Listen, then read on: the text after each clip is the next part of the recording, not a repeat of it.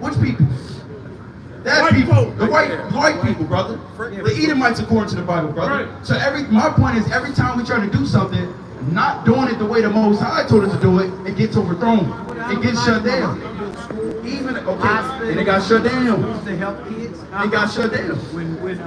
What's his son's name? Farrakhan's not a son. Okay, I got it. That's his father. No. That's his father. But either way, the point is, His son, brother, when he wanted to turn to be an Arab, that was it. All his father's teaching went down the drain. Oh, you talking about Malcolm X? Oh, Malcolm X. Well, Malcolm X tried to become an Arab, and he said he was actually one with them, and the Most High God got with him. Right. So the point is, brother, when we do anything outside of how God tells us to do it in the Bible, it doesn't work. It doesn't prosper. And you got to know that. Go to Joshua 1:8. I don't believe that because as far as I was fighting for my daughters. Miseducation, you got kids sitting in high school can't read and write.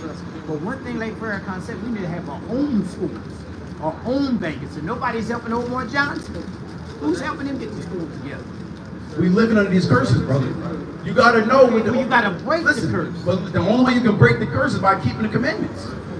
We're under these curses because now where the commandments come? I'm gonna show you. Bring it up. Joshua 1:8. This is Joshua chapter 1 and verse 8. This book of the law shall not depart out of thy mouth. What the Lord say? This book of the law shall not depart out of thy mouth. Read. But thou shalt meditate therein. What? But thou shalt meditate therein. You gotta constantly think about the law. Read. Day and night. Read. That thou mayest observe to do according to all that is written therein. Read. For then thou shalt make thy ways prosperous. What the Lord say? Thou shalt make thy ways prosperous. The Lord said, when you meditate on the laws day and night, then you'll have prosperous ways. Read. And then thou shalt have good success. And then as a nation, because we're not talking about just individuals. Because you would say, right, it takes a nation. You would say P. Diddy at one time was successful, right? Becoming a billionaire. LeBron James, Jay-Z. He took himself down when Illuminati. Right, but that's the only way you can really be successful in this world is if you bow down to the spiritual White Satan. man said, get him. Right. Call, put him Because down. he already was bowing down to him. So the only way you can really make it in this world is if you bowing down to the spiritual demon Satan. We don't do that. The Lord said the way we want to get up out of this system, out of this society, have our own land, is by coming back to Him. Go to Amos 9:11 real quick. I know the brother got to go soon. Right, I see him kind of moving. Right, so let's go to Amos 9:11. So, brother, our point is we got to come back home to know who we are, and we got to keep the things that's written in this Bible. This Bible wasn't written to everybody in the earth. There's nowhere in the Bible doesn't say that. In fact, it says the complete opposite. This word was given to Jacob to his to his sons, the 12 tribes of Israel, which are today the blacks, Hispanics, and Native Americans. And when we come back to the Bible and we keep the things that's written, not in a Christian mind, not in a Muslim mind, a Nation of Islam mind, a 5%er mind, but a mind of knowing who we are, being God's chosen people, the Israelites, keeping these laws, statutes, and commandments as our culture and our heritage, the Most High God is going to overthrow all of this world and we'll be established back on the top. And I'm going to show you that right here, Amos 9:11. The book of Amos chapter 9 verses 11. Bring it up. In that day will I raise up the tabernacle of David that is fallen. That is what? That is fallen. How are we living in the hood? That is fallen. The Lord said in that day, meaning very soon, He's going to raise up us as a people that's been falling down in the earth. Read.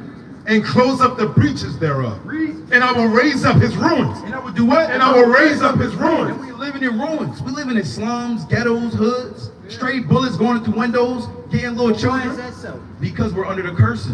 Right. Let me show you. Let me show you. Can I show you? I don't agree with that. Let me show you. Don't agree with that. Well, brother, how can we not? One second, brother. How can we not agree to something that we didn't hear about? Billy Carson, he's a fraud. You know who that man is. Yeah, I see that man. He tried to talk about all his folly. He doesn't even go. He doesn't know nothing about the Bible.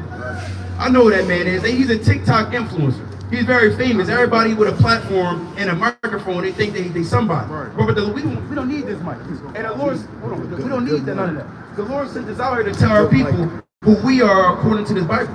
We're not following our own ways or coming up with our own philosophies. We're going right out the Bible, and this Bible is true because we know it's true because we can prove it. Deuteronomy 28:15. It's a book of Deuteronomy. King James, he was gay, and he wrote 3 books. James, hold on, that's a lie. King James wasn't gay. right? For one, he's a so-called black man. He's an Israelite, right? He know who he was. And thirdly, he didn't write the Bible. Right. All he did was he authorized the translation of the scriptures of the Hebrew, or the Old Testament, and the scriptures of the New Testament, which was written in Greek, to be compiled into the English. He had 47 highly elite scholars to do that. That's the only thing King James did. He didn't write no Bible. Do you have the book of Enoch? No, the book of Enoch is false. The book of Enoch is false. It talks about. It talks about. Hold on one second, brother. What are you talking about again? I'm gonna bring him. Hey, brother. In Enoch, isn't it the Pseudo-New that The Sumerians. That's Joshua. Oh, Joshua. And Joshua chapter 8, the Sumerians. No, just talk about one of the false cuts of Enoch. Oh, of course, you have the sirens in the book of Enoch, the 19th chapter. A You mermaid. had mermaids that were created from the women that were sleeping with angels, and they became sirens, which makes no sense. You got the Giants? The giants. They ate the heads of all the men. They ate the heads of all the men. 40,000 years tall, which is not even a measurement according to the Bible. Right. You got a lot of things are going off now. So you don't. In the back of the book, of Enoch, on the back of it, it says nonfiction. Well, how about thought? Why would it have to be nonfiction? No, brother. We only follow the King James Version Bible, the Old Testament, the New Testament, and these 14 books of Apocrypha that were taken out in the 1800s by the Protestant Church, right, by Martin Luther. So let me show you something before you go. I know you got to go soon. Go to Deuteronomy 28:15. It's the book of Deuteronomy, chapter 28, verse 15. Bring it out. But it shall come to pass, if thou wilt not hearken unto the voice of the Lord thy God, to observe to do all his commandments. To do what? To observe to do all his commandments and his statutes, which I command thee this day. That all these curses, shall come upon thee and overtake thee. So God told Moses to tell the Israelites, if you don't follow my commandments, curses will happen to you as a people. Right. Now we're gonna figure out which people this is today, because there is one group of people that's living completely worse than everybody else. And the same ways and conditions that they live in, that's the same conditions God said the Israelites will live in. So when we put two and two together, we can see we will be the Israelites based off the curses that's written right here. Jump to 46. The book of Deuteronomy, chapter 28, verse 46. Bring it out. And they shall be upon thee for a sign. What the Lord say? And they shall be upon thee for a sign. God said these curses will be a sign on you. I know y'all wearing eagles right now because I see the eagles on your hat. I just wear this to my head. No, I got you. But the point is, I know it's eagles because I see the sign. I know we're on 10th and Market Street because I see the sign. I know this is H&M because I see the sign. Let's read on. So the same way, we would know who the Israelites are because these curses are a sign on them. Read, and they shall be upon thee for a sign and for a wonder, and upon thy seed forever. And upon thy what? And upon thy seed forever. Hey, brother, what is a seed? What does God mean when he's saying, and it's going to be on your seed forever? So your seed is your offspring. Oh, okay. Your children. These curses will be on your children forever, God is saying. And it's not a literal forever, but as long as we continue to break God's commandments, we're going to be under these curses. They breaking these commandments. The Illuminati, who runs this world? Absolutely. So, but everybody's not God's people. We're talking about the Israelites here. Wow. So now we're going to read just two. I'm going to read just two curses and how we know that we will be the Israelites. How do our people treat each other? Man, they don't treat each other good at all. Do We don't even stick up with that. The Jewish community sticks up to that. There's no such thing as a poor Jew. They all stick together. We don't. I absolutely agree. We some more on track to that. Right. How about the East Indian man? Oh, they all stick together. Everybody sticks together but us. How about the Arabs? You say everybody, right? Yeah, the Arabs do too, but they don't like you when you say, I just got a problem with this boy down the street talking about, I'm Muslim. I said, what difference does it make whether you Muslim or not? That shit don't make a difference. Right. All. Right. It don't make a difference. Right. The spiritual reality is here. And then you gonna tell me that his niece didn't speak to me in the house and there was some older people that didn't say shit. Oh, they're not Muslim. I said it don't make a difference. Right. At the end of the day, you're a human being. Well, all that stuff is crazy. All that shit I don't believe. I got you. So real quick, we're making a point here. I asked you, how do we treat each other? You said terrible words. Right. But everybody else treat each other good. Now God said there will be a curse on the Israelites that is going to be that way. Bring this out, 54. Verse 54. So that the man that is tender among you And very delicate. And very what? And very Because delicate. at one time we showed love to each other. We talked about the 60s, marching together, fighting, fighting with each other. Not fighting each other, but fighting against our oppressors. Yeah. We did that. The 50s, the 40s, growing up, I'm sure you saw that. Right. He died, that was it. Right. It was T.G. Jakes, but what about T.G. Jakes? He said he was at the party, but he didn't participate. You said it, right? He's all on TV doing this. Yeah. He's doing this. Yeah. He's letting you know. Yeah, I know. We agree. He's letting you We're know. not down with that, brother. He's letting 30 That brother need to repent. people that he speaks to know what he stands for. Right. Well, look, They we don't want to leave the point now. The point is, the Israelites, they at one time would show love to each other, but what's going to happen now? His eyes shall be evil toward his brother. Read it one more time. His eyes shall be evil toward his brother. And You look at Muslim or not. we look in the They world, don't give a shit. we look in the world, we know no one else is doing or having an evil eye towards their own people other than the blacks, Hispanics, Native Americans. But God But is... Spanish people stay together. When you get locked up in jail, you can be in there. When they go up on the second floor, they look like they never been locked up. But they're not shooting and killing each other? Are they shooting and killing each other? Don't they have cartels and gangs? Oh, yeah. MS-13, right. But they stick together too. Yeah, they might. And Oh, yeah.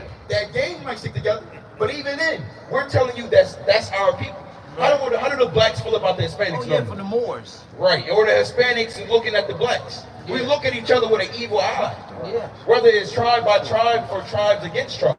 Yeah. Let's read on those kings. Yeah, but the tribal And toward the wife of his bosom. And toward the who? And toward the wife of his bosom. How do our people normally treat our women? Normally. Even how do the women normally treat the men? Right. Is it the same way amongst the Arab nation? What you mean? Are our women out of order and being rebellious to their husbands? Well, the reason why they do that is they keep so much pressure on them. That oppression with how they live. Okay, they have order though, right? Well, through oppression, they make them put that stuff on us. Are they hoeing their women out? Like how we do to our women? Nah. Do you hear about the Arab man being on child support? No. No. How about the white man, or the Japanese man, or the Chinese man? Yeah. They on child support like us? Yeah. They at the bottom like us. They dealing with beating their women and doing those the same way we doing it. Yeah. Oh, brother. Come on, brother. Now I'm gonna ask you this. Now we can't deny this. We can't deny this. How do our people normally treat our children? Are our men normally in their children's lives? Are we normally raising up our children? Come on, brother. Come on, brother. You laughing because you know. You know our people normally are not there and present in the lives of our children. Yeah. You may be right now. Yeah. All praise to the Most High. Couple of them, Yeah, a couple. But we talking about majority.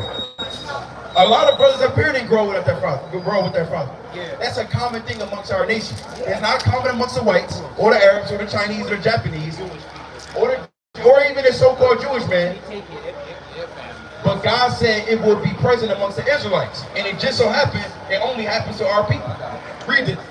And toward the remnant of his children, which he shall lead. Which he shall what? Which he shall lead. With a single parent household? Which he shall lead. The Lord said, which a man shall lead. An Israelite man. Now, my last question to you, brother. Yeah. I got you. How did our people come to America? Slave ship. Right. Oh, it was already people established. The Moors was already established over here. No, that's not true. In 1491, hold on 1 second. 1491, you can look it up. The Yeah. Moors were kicked out of Spain during the decree that took place in 1491. And they had they was from in 1491. After that, they came out of Spain. They was actually put into captivity into Portugal on slave ships. And then some of them came over to what is called Santo Domingo, which is, or really Hispaniola, which is where you have Haiti and Dominican Republic at today. And then they came over to the Americas, North America, South America. And in 1619, really a lot of the rest of us came over. The so-called blacks from West Coast shore of Africa. Now, my question to you, did anybody else in history go on slave ships? Not going to slavery, but did anybody else go into slave ships? Nah, No. It was only us, right? Right. Now, if I show you that God said only the Israelites will go into slavery on slave ships, who would that make us? Deuteronomy 28:68. It's the book of Deuteronomy, chapter 28, verse 68. Bring it out. And the Lord shall bring thee into Egypt again. What the Lord say? And the Lord shall bring thee into Egypt again. Now, this is right after Moses delivered the Israelites out of Egypt. Remember, you know about Moses delivering them out of Egypt. parting the Red Sea, saying to Pharaoh, let my He people. never said the Ziggurat did that. You said what? Well, but of course, the sea look easier. Well, he in the Red Sea. That's all propaganda. No, It's bro. fake. No. The Lord parted the Red Sea for the children of Israel. Right. Using Moses and the I Israelites. see a read of Bill Carson say it was the easiest. Oh, brother, Bill Carson is a lie. Who's this man? Yeah. You believe Bill Carson? He just Come on, came out of nowhere. Come on, Talking brother. about that's a lie. Things that we've been taught in the scriptures now, this man, Bill Carson, knows more than the Most High God. You gotta brother. question that. So we know that the Israelites, they were in slavery in Israel or Egypt. Bring this out, King. This is Exodus chapter 20 and verse 2. Bring it out. I am the Lord thy God, which have brought thee out of the land of Egypt, out of the house of bondage. What is Egypt known as? Out of the house of bondage. So Egypt is known, when you go into the etymology of that word, it literally means bondage or oppression. So God says, after he brought them out of there, there's going to be a time coming where I'm going to put you back into bondage again. That's what Egypt means. Even on the back of our dollar bill, we got the Egyptian pyramid. The same things we were doing in ancient Egypt, we're doing over here in America. The same cities that was in Egypt, Memphis, that was a city. Memphis was a city. Okay, so We gotta go now. I'll be back next. Hold on 1 second, brother. 1 second. That's me. Hold that though. I'm gonna finish this verse out. Deuteronomy 28:68. And the Lord shall bring thee into Egypt again, Into slavery again, but how? with ships. With what? With ships. One more time. With ships. Brother, hear me. With ships. God said the Israelites will go into Egypt or slavery again with ships. Read. By the way whereof I spake unto thee, thou shalt see it no more again. And have we seen our homeland since we've been in America? Nah, read on. They don't even want you over there. They don't want you over there. Let's read on. And there ye shall be sold. What the Lord said? And there ye shall be sold. One more time. And there ye shall be sold. And there ye shall be sold. Brother, let me get that sign again. For the brother, he gotta go. I'll make it quick. The Lord said, and there ye shall be sold. It really says to be sold on Thursday, the third day, a cargo of 94 prime healthy Negroes, consisting of 39 men, 15 boys, 24 women, 16 girls. Just arrived. Why did God say that was going to happen to the Israelites? But we see it right here, actually in present time, and it happened to our people. Did you know that Penn's Landing was a slave port? Look this up, brother. They still got the signs and the plaques up there. Yeah, on one of these green light poles, right at the Penn's Landing, they have a blue plaque up there talking about the slave ship. I'm gonna finish this verse out, King. And there ye shall be sold unto your enemy. Unto your who? Unto your enemy. Who was be sold to? The white man. For bondmen. For what? For bondmen. For slave man. And bondwoman. And slave woman. And no man shall buy you. And what? And no man shall buy And you. has anyone got us out of this captivity? Or do we still pay taxes to the white man to this day? You came up here saying we need to have our own. We showing you the only reason why we don't have our own is because we're in these curses. That's a curse for your storefront not to work out. God said that in the one of the 30th verses. So we got to understand this. Now the brother, he found it for you. I'm going to read it for you. This is a plaque right here we was talking about. okay. I'm going to read it for you real quick. It says, scene of political and commercial activity in the colonial period. The London Coffee House opened here in 1754. It served as a place to inspect black slaves recently arrived from Africa and to bid for their purchase at public auction. That's right there, bro. In Philly. Right? First of March, all the way down. All the way down. Just before you can go on 95, right at that corner, right there. Okay, well, we'll see it. All right, there. Yeah, I got you. One last thing. So again, if God is saying that these things will happen to the Israelites, but we know throughout history it happened to our people. And there's a lot more we want to show you, but we know you got to go. Yeah. If it happened to our people, but God said it will happen to the Israelites, who are we? They're not supposed to be. I mean, 1 + 1 = 2 all the time. It's never going to equal 5 or 6 or 7 or 8. Mathematics, I agree. Mathematics. Actual fact. And math goes back to truth. That word actually means truth. So if we talking about the real mathematics, Yeah. we want to talk about the real truth. Yeah. We know that we have to be the Hebrew Israelites. Our people, we descend from Abraham, Isaac, Jacob. We descend from kings. Our land is the land of Israel, and that's the only way we're going to be successful, brother. Not here in America. America's about to be destroyed by Russia. The Lord talks about that in the Bible. Thermonuclear heat, nuclear missiles, World War III. That's prophesied in the Bible. So, brother, you got to come back home to God, brother. Come back out again, brother. Take a flyer, actually, brother. Check out the YouTube. All praise to the Most High. Let's go back to Jeremiah 33. Yes, it will be. Jeremiah 33 and starting verse 2. This is Jeremiah chapter 33 and verse 2. Thus saith the Lord, the maker thereof, the Lord that formed it, to establish it. The Lord is his name. Give me Isaiah 60 and 17. Read.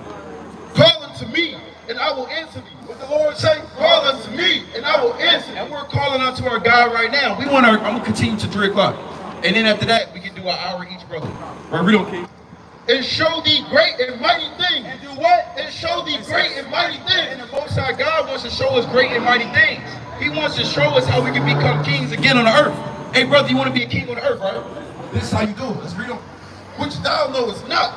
For thus saith the Lord, the God of Israel, concerning the houses of the city, and concerning the houses of the kings of Judah, which are thrown down by the mounts and by the sword. And we're thrown down right now, brother. Are we thrown down and oppressed? Brother's been to North Philly. Brother's been to Kensington. And we're at the bottom right now. We living in the sticks, the damn ghettos right now. Our people in the damn hoods right now. Baton Rouge is a damn war zone. Chicago is a war zone. LA is a war zone. St. Louis is the murder capital. Anywhere where our people at, we're oppressed and we're thrown down. Read on, King. They come to fight with the Chaldeans, but it is to fill them with dead bodies of men. With what? With dead bodies of men. And we fought against the Chaldeans and the Most High has overthrown us. The Most High God has overthrown our people. The Lord told Zedekiah to go into Babylon and he's going to deal with them and bring them in peace. Hey, what happened? Hey, Zedekiah said, no, I'm going to fight against the Chaldeans, and he was overthrown. Our people want to be rebellious. They want to buck up against the order and the establishment. Our people want to get it by their own, and it's never worked out for us. That brother walked up, and he's been out here before, right, that elder. But he's telling us to get our, have our own banking system, our own education system, our own this, our own that. Hey, when does that ever happen? When did God say go do that? What commandment did God say build your own banking system? He never said that. The Lord said you got to use the world and not abuse it. So we're here, we got to do what we got to do. Now is not the time to rip up your social security card and flee into the wilderness. The Lord never said do that. The Lord never said get down with trying to completely just go to Tanzania. What did God say go to Tanzania? Or the Lord is going to deliver us out of this place. Let's read on, King. Whom I have slain in my anger. Who I did what? Who I have slain in my anger. You see that? The Lord has slain our people in his anger. Right, pay in this camera, brother. We on live. Wait, record it. Be gone. And whoever's watching it, you know what the Lord did. And if you subscribe to this channel, you've seen this chart maybe 1,000 times over. You know what the Most High God has done to our people. Right. You know what the Lord did to Emmett Till. I mean, this is his face, and this is what happened to him after that. Why? Because our people departed from the Most High God. But we're going to read about how the Most High is bringing us back together once again. Let's read on this. And in my fury, and for all whose wickedness, I have hid my face from this city. Read. Behold, I will bring it in health and cure. I will do what? I will bring it in health and cure. No, he's going to continue to keep us oppressed and at the bottom. I will bring it in health and cure. Yeah, so the Lord did those things. He put the white woman and the white man over us, but that time is almost up. Right. That time is almost finished. That time been ticking since the Israelites started to wake up. Right. And that's why they hate that. Right. That's why they want to get us off the streets. That's why they're going to come through and they're going to try to besiege the temple the third time. Because we're waking up. Because the Lord is healing us again. Read on, King. And I will cure them. And I will do what? And I will cure them. What our God going to do? And I will cure them. God will cure us. Blacks, Hispanics, and Native Americans, God will heal us. Go to Hosea 6 and 2. Read on, King. It will reveal unto them the abundance of peace and truth. Oh, read that again, brother. And it will reveal unto them And will reveal unto us, read, the abundance of peace and truth. and the Lord is revealing that to us. And he's going to continue to do it. Hey, brother, do you want to get out of this oppression? Come on, hey brother. Hey, brother, you want to get out of this oppression, brother? Take a flyer, brother. Read on. And I will cause the captivity of Judah and the captivity of Israel to return. To what? To return. Meaning the Lord's going to take us out of this captivity. Hold this precept. Go to Psalm 14 and 7. This is 1 Maccabees chapter 3 and verse 52. Bring it out. And lo, the heathen are assembled together against us to destroy us. To do what? To destroy us. And the heathen have been assembled together to destroy us. They put drugs in our communities. Hey, there's another damn new drug. They said it's 1,000 times more powerful. I think it's an elephant tranquilizer. An elephant tranquilizer. They was doing a horse tranquilizer. They was doing fentanyl, but now they got something more, 1,000 times more powerful out here in these streets. One hit of that, you going to the moon, and you never coming back. Let's read this again. That's what the enemy did to us. And lo, the heathen are assembled together against us to destroy us. What things they imagine against us? What the Lord say? What things they imagine against us? And they have a lot of evil inventions in their mind to imagine against the men of the Lord, to imagine against the blacks and Hispanics.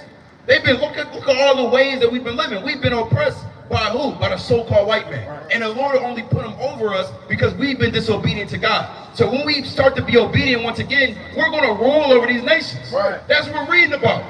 The time is coming when we will rule over the nations. Right. Read on, King.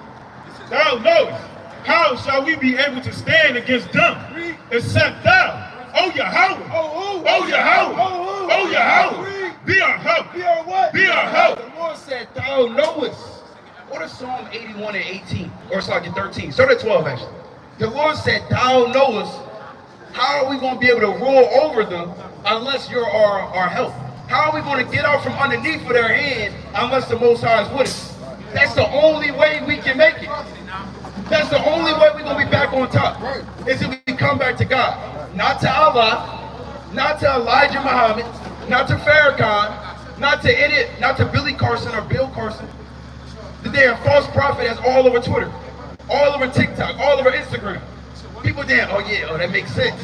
Yeah, I never thought about the planet Nubaru. And I never thought about that, the Anunnaki. That's what he's going into. He got cut up. He got cut up twice. See that? Yeah, he got By cut Israelites? up. Not by Israelites, but by somebody that's believing the scripture. All praise the Most High. And he couldn't confound it, and he left later on and went to their house 3 hours later and tried to get them to put the video. Wow. Yeah. Wow. Yeah. Send me that. I got you. Yeah. Hey, and if you're watching this, Billy Carson, we don't know if you are. We doubt you are. But if anybody watching this, you know Billy Carson. Hey, tell him come to 10th Market Street. That's right. Hey, bro, I'll say it like this. If anybody has an alt with these scriptures, hey, come to 10th Market. Right. Send us in Philly, right here in front of H&M. You know where we at. Right. Well, we're going to defend this gospel. But let's go to Psalm. Let's finish that out. Hey, more on that? Okay, come on. Bring out Psalm. Yeah. This is Psalm chapter 14, verse 7. Psalm 81. 81, start 12. This is Psalm chapter 81 and verse 12. So I gave them up unto their own hearts. Verse 11. Right. But my people will not hearken to my voice. What the Lord say? But my people will not hearken unto my voice. Hey, brother, you got a minute for God? Hey, King, you got a minute for God? Read that again. But my people will not hearken to my What voice. the Lord say? But my people will not hearken to my voice. And Israel would none of me. And we didn't want to deal with the Lord.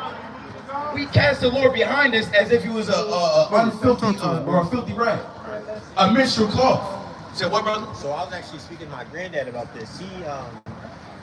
I was talking to him, I think it was a couple nights ago. He said there has to be a God, but the Bible couldn't be read by anybody. I'm going to show him this video. I want to see what you guys have to say about it. All praise to the Most High. So you said there has to be. Wait, what was his question? He said there has to be a God, but which religion is the right one? Because there's books like that couldn't be written by anybody, and there's the Quran, there's the Bible, there's other texts. Right. He doesn't know which one's the right. So he wants to know which one is the truth. So go to Psalm 19 and verse 7. Actually, Psalm 9 and 16. Go to Psalm 9 and 16. And the brother, you can go to 2 Ezra 15 and verse 1. And King, go to Jeremiah 30 and verse 1. This is Psalms chapter 9 and verse 16. The Lord is known by the judgment which he executed. Read that one more time. The Lord is known by the judgment which he executed. So we know who God is by the judgment that he brings forth in the earth. Right, so the Lord has things that's written. Go to Isaiah chapter 46 and verse 10. The things that the Most High God said will happen in this Bible, when they actually are happening in the earth, we can know that, okay, this must be the truth. This has to be the truth because God said it would happen and then it actually happened. Read on, King. The wicked is snared in the work of his own hands. Bring this out in, what I call over here. Yeah, Jeremiah 31. This is Jeremiah chapter 30 and verse 1. The word that came to Jeremiah from the Lord, saying, Thus speaketh the Lord God of Israel. Read it one more time. Thus speaketh the Lord God of Israel, saying, Write thee all the words that have spoken unto thee. So real quick, the Most High, he inspires man to write down these words. This isn't the Most High writing this down in the heavens and tossing a book down from the third heavens. Or climbing down a ladder, dropping down a few books, and then climbing back up the ladder and going back in the heavens. No, the Lord inspires men to write these scriptures. And it's not just any men. These are holy men. So yeah, we're live, and you can go to the YouTube channel. You can show your I think you said your grandpa, right? Right. So we're going to continue to bring out how we know this is true. So hold this right here, King. Bring this out in 2 Ezra 15:1. And another thing you said there's actually no like physical truth. Right. Or any of that. Right. Bring this out.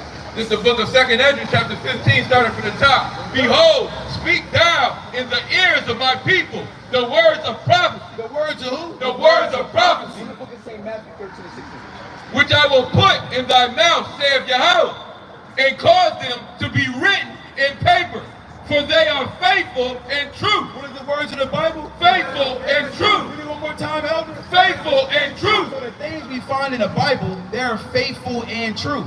When they actually start to happen in the earth, we know for a certainty that it is true. There's no proof, there's no other book that you're going to read to say, yes, the Bible is true. No, you just got to go in the Bible, and if things is happening that God said will happen from the Bible, then we know the Bible is true.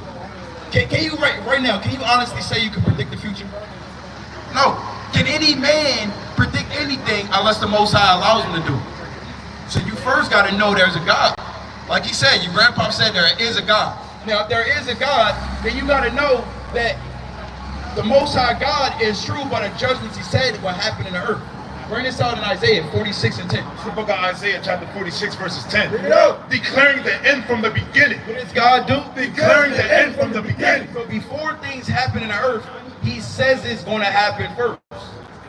King, go to the book of St. John 15:29. Read on. Declaring the end from the beginning. And from ancient times. And from where? And from ancient times. Read the things that are not yet done. Saying, my counsel shall stand. And I will do all my pleasure. And I will do what? And I will do all my pleasure. So God says things will happen, and they happen because he wants them to happen. So I'm going to just show you a few prophecies. You said 15 and 29? I wanted, I believe it's St. John, no, it might be St. John chapter 15, and I want, let me see. Actually, hold on, it might be St. John 14. St. John, said what? No, not that. St. John, I want this. 29, hold it. Yeah, finish it up. Verses 11. Calling a ravenous bird from the east, the man that executeth my counsel from a far country. Yea, I have spoken it, and I will also bring it to pass. What the Lord say? I have spoken it, and I will also bring it to pass. So we know this Bible is true because he spoke certain things and they happened. How do we know that we're the Israelites? How would you say you know you're an Israelite? The Bible, okay, what specifically in the Bible reveals to us that we have to be the Israelites? Something that we're just going into a little bit early with the elder. Yeah, well, we're at the bottom. We don't have anything. White people have most stuff. The curses. Yeah, the curses. You have curses that's written in the Bible that were written about 4,000 years ago. Yeah, because we went against God back time. We had a curse book. Right, exactly. So that's one way you can show your grandpa and say, look, hey, God said these things will happen to a particular group of people known as the Israelites, and it actually happened to them. We can see through our history it happened to them. That's one way. God also said, somebody go to the book of Daniel, chapter 7, and go to verse 6. I want you to bring this out first, though. St. John 15. 14. This is St. John, chapter 14 and verse 29. Bring it up. And now I have told you before it come to pass, that when it is come to pass, That when it is what? that when it is come to pass, ye might believe. Ye might do what? Ye might believe. So God tells us things will happen before it happens, so that way when it actually does happen, we can believe on him. We can believe that his word is true. Go to Revelation 16 and 12. There's a major prophecy that God said will happen in the last days. And we see it happening now, so now we can believe in him. Because he told us it would happen, and it's actually happening. Revelation 16 and 12. The book of Revelation, chapter 16, verses 12. Bring it out. And the sixth angel poured out his vial upon the great river Euphrates, and the water thereof dried up. And the what? And the water thereof dried up. Hey, King, can you go real quick? look up the great river Euphrates drying up. So God said in Revelation, the 16th chapter, around the year 96 AD, by the mighty apostle John, that the great river Euphrates would start to dry up in the last days. And we're going to look up right now that the river Euphrates indeed is drying up. King, when you find that, just look at, go to the images. Right, read on, King. And the water thereof was dried up, that the way of the kings of the east might be prepared. Might be what? Might be prepared. So the river Euphrates is actually over. It starts somewhere in Syria and it extends all the way down to Iraq and Iran, right? When you look at over in the map over in the east. So God said he would dry up that water, that river, just so the kings of the east, they could be brought over to battle. Now, brother, I want to show you this. Come look at this, brother. The brother typed up the great river Euphrates drying up. Look at this. It says Iraq suffers as the Euphrates River dwindles. Is that dry to you? Let's go to another picture. Desert drying. Euphrates threatened disasters in Syria. Let's go to another one. We didn't make this up. Right. And we had somebody before, they came up and said, well, hold on now. 1 second. We had somebody before, they said, hold on now. Rivers dry up all the time. When the hell did rivers dry up? Why didn't the Tigris River dry up? Or the Nile River? Or the Mississippi River? Why was it specifically God said the Euphrates River would dry up and it's actually happening? You got a point? No, if you read it on, it says just as the Bible. Yeah, it says Euphrates River is drying up and crisis looms just as the Bible, I'm sure, is going to say predicted. Let's go to another one. Let's go to another one. Let's go to another one. Another one. So God said what happened is actually happening. So that's one prophecy right there. You also got the curses. That's another prophecy. I'm going to show you one more. Daniel 7:6. This is Daniel chapter 7 verse 6. Read it out. After this I beheld, and lo, another, like a leopard, which had upon the back of it 4 wings of a fowl. 4 what? 4 wings of a fowl. So there's actually, I want to go to Daniel chapter 8 and verse 3, where I want to go a little more specific. A little more specific on this prophecy. And I want you to go to 1 Maccabees 1:1. And then we can get John 17. You go to John 17 because we're going to close out. Pass it. This is Daniel chapter 8 and verse 6. Start at verse 3. Verse 3. Then I lifted up my eyes and saw, and behold, there stood before the river a ram which had 2 horns. Now this ram that had 2 horns is talking about the ancient Medo-Persian Empire. Well, brother, you listening? There's a group of people known as the Persians. Today, the Persians are those that come from Elam. You see number 3 on the chart, it says India, right? But they really descend from a nation known as Elam. A lot of those men over there in Iran right now, all parts of Iraq, right, in that area, some of them are Elamites. And they were, you can see the picture of that. They were formerly known as the Persian Empire, the Medo-Persian Empire. Let's read on. And the 2 horns were high, but one was higher than the other. But what? But one was higher than the other. And when you look into history of the Medo-Persian Empire, you had the Persians that were higher than the Medes. Because they were they became one group, one kingdom, but the Persians were more exalted under Cyrus. Let's read on. And the higher came up last. I saw the ram pushing westward and northward and southward, so that no beast might stand before him. So that what? So that no beast might stand before him. Right, the Medo-Persian Empire had the whole world on lockdown. They were known as the first world superpower. Let's read on, King. Neither was there any that could deliver out of his hand. Read. But he did according to his will and became great. Read on. And as I was considering, behold, and he go. And what? And he go. So now he's showing you, because this is all in a similitude. So he's showing you one beast which represents a kingdom known as the Medo-Persian Empire in history. But there's another beast known as the he-goat that's going to come up and devour the first beast.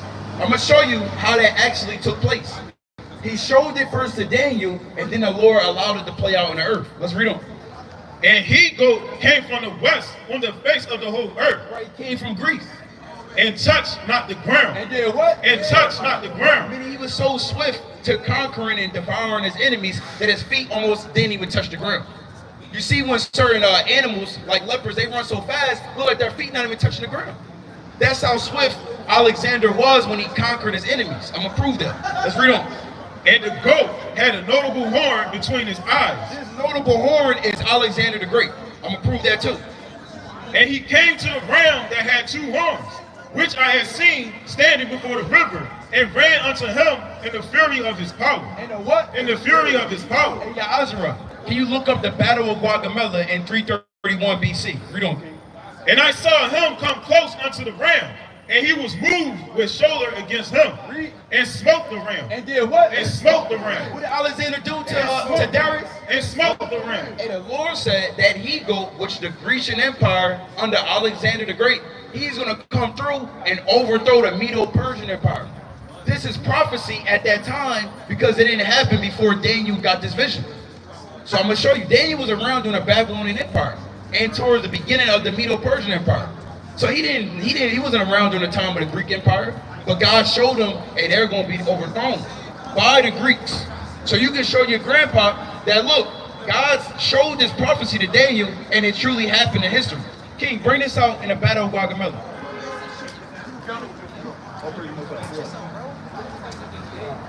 It's on Wikipedia, right? It says Battle of Guatemala. The Battle of Guatemala, also called the Battle of Arbela, took place in 331 BC between the forces of the army of Macedon, which is ancient Greece, under Alexander the Great, and the Persian army under and the Persian army under King Darius III. You see that? So the Lord told us in Daniel that the Medo-Persian Empire will be overthrown by this he-goat with a notable horn between his head, which is going to be after the nation of Greece. And we looked at history and it actually happened. You know that? Yeah, I'll read it down. It was the second and final battle between the 2 kings and is considered to be the final blow to the Achaemenid Empire, resulting in its complete conquest by Alexander. See that? You see that? Now let's read on to Daniel. Let's read on to Daniel. Daniel 8 and verse 7. Read on, King. And I saw him come close unto the ram, and he was moved with shoulder against him. Read. And smote the ram. And did what? And smote the ram. Read. And break his 2 horns. And break his 2 horns. And there was no power in the ram to stand before him. Read. But he cast him down to the ground. But he did what? But he cast him down to the ground. Read on, King. And stamped upon him. And there was none that could deliver the ram out of his hand. Read on, King. Therefore the he-goat waxed very great. He did what? Waxed very great. Let's read on. And when he was strong, the great horn was broken. And you can rest right there. Jump to 19. Verse 19. Verse 19. And he said, Behold, I will make thee know what shall be in the last end of the indignation. For at the time appointed, the end shall be. The ram which thou sawest, The ram which thou, what I just broke down to you, having 2 horns, are the kings of Media and Persia. are the kings of who? Of Media and Persia. Read on, King. And the rough goat is the king of Grecia. And the king of who? The king of Grecia. Right, like we showed you. Alexander, who rolled over Greece. And the great horn that is between his eyes is the first king. Is the who? Is the first king. Bring this out first, Maccabees 1:1. And it happened. After that, Alexander, son of Philip, the Macedonian, The who? the Macedonian, Right. who came out of the land of Chittim, has smitten Darius the king of the Persians and the Medes. Of the who? Of the Persians and the Medes. So you can show all throughout the Bible, God said something will happen and then it happened. That's 3 accounts, 3 witnesses of prophecies in the Bible. Yes, while we're talking about prophecy, something that's happening. You see all these chariots starting to pop up around Jersey, Philly. I'm trying to figure out his intention. And you have Project Ruby and whatever. Well, no. So some are drones, right? But a lot are chariots. And these are showing that the Most High God is getting ready to overthrow this kingdom and this society. Right? I don't want to get too much more, but what time is this? It should be 3 o'clock. The next brother, he's going to break that down to you, brother. Stay up here. We out here to feed you all night. Go to John chapter 17 and verse 1. St. John chapter 17 and go to verse number 1. It's the book of John, chapter 17, verses 1. These were the words spake. These words spake Yahushua, and lifted up his eyes to heaven, and said, Father, the hour is come. What the Lord say? Father, the hour is come. What the King say? Father, the hour is come. Hey, the hour is coming very soon, brother. The hour is coming upon the earth where the Lord is about to bring judgment upon this world. That's right. That's why you got the chariots in the skies. Those chariots, they're not just up there for no reason. They're about to destroy it. Right. Let's read on, King. Glorify thy Son, that thy Son also may glorify thee. And the Lord has always been glorified whenever we come out and we believe in Yahweh Yeshua and teach it sincerely. Read on, King. As thou hast given him power over all flesh, that he should give eternal life to as many as thou hast given him. And this is life eternal. What is this Bible? And this is life eternal. What is this word? And this is life eternal. Read, that they might know thee, the only true God. You can serve who you want. The only true God. You can serve Allah. The only true God. There's only one true God, brother. What's God's name? Yahweh. All praise to the Most High, bro. And Yahushua, whom thou hast sent. Read. I have glorified thee on the earth. I have finished the work. What the Lord do? I have finished the work. What must we do? I have finished the work. Hey, brother, come learn something, brother. With the black hoodie. Yeah, you. Take a flyer, brother. Take a flyer. All praise to the Most High. Read on. I have finished the work which thou gavest me to do. And now, O Father, glorify thou me with thine own self, with the glory which I have with thee before the world were. Read. I have manifested thy name unto the men which thou gavest me out of the world. Out of the world. Out of the world. One more time. Out of the world. Read. Thine they were, and thou gavest thee me. Salakia, and thou gavest them me. And they have kept thy word. What must we do in the last day? They have kept thy word. What are we doing right now? And they have kept thy word. And with that, Kwame Yeshua. Kwame Yeshua. Kwame Yeshua. Kwame Yeshua. Kwame Yeshua. All praise Yahweh Yeshua. Hey, brother, like I said, if you got any questions, we're here for you. Then the next brother about to go on to. Yeah, go. Elder got something for you. All right, this is just a little bit more prophecy, kind of straight and direct. Could the brother pull up Zechariah 11 and 12? And could you pull up Matthew 26 and 15? The book of Zechariah, chapter 11, verses 12. Bring it up. And I said unto them, if ye think good, give me my price, and if not, forbear. So they weighed for my price 30 pieces of silver. How much? 30 pieces of silver. Now the book of Zechariah was written in 518 BC. 518 BC. Now bring this verse out in Matthew. This is Matthew chapter 26 and verse 15. It said unto them, what will ye give me? And I will deliver him unto you. And they covenanted with him for 30 pieces of silver. And from that time, he saw opportunity to betray him. How many pieces of silver? 30 pieces of silver. Now, that was the book of Zechariah written in 518 BC. This was the book of Matthew wrote in 85 BC. That's 430 years. So how did the prophet Zechariah know that Yahushua was going to get sold for 30 pieces of silver 400 plus years before it even happened? And not one penny off when Matthew from it. He didn't say 39, maybe it was 37, it was 32 and a half. He knew it was 30, 400 years later. That's just more prophecy. I could go on, but I'm gonna let the next teacher come up. No, not for you. That makes sense, brother. You got any more questions? No, you're good. You're That, good. Isaiah 48 verse 2. I don't know if you ever got it. But that's how we can tell, and that's how we know that the Most High, the God of the Bible, the God of Israel, is a true God, because he tells us the things before it happens, and then he makes it happen. I think I want Isaiah 41 and verse 26. Go there too. It's the book of Isaiah, chapter 48, verses 3. I have declared the former things from the beginning. That he declares that, because the Most High, brothers always say this, the Most High is like a movie, right? When you go in the theater, you know what a theater is, right? The prefix or the etymology, the prefix of theater, hold on. Yeah, hold on. Hold on, bro. You're not worried about it. The theater, when you go in the theater, the prefix of that word is the or theos, meaning God. So they're trying to play God, like theos. In a movie and theater, there's a script. You see what I'm saying? The Most High, he's the ultimate producer. He's the ultimate director. He everything that you see was written before time. So the Most High, he gave us the script on what's coming next. So when it says, read that one more time. I have declared, Salakia, I have declared the former things from the beginning.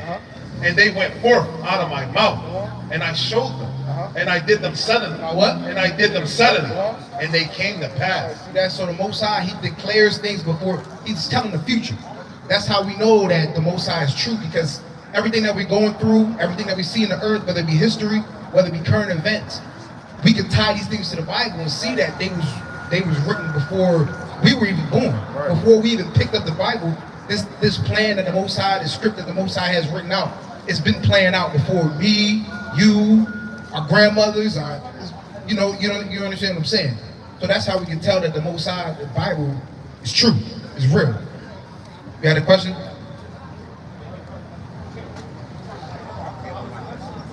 I grew up not taking me over to church. Yeah. They'll say, you get into heaven and get baptized.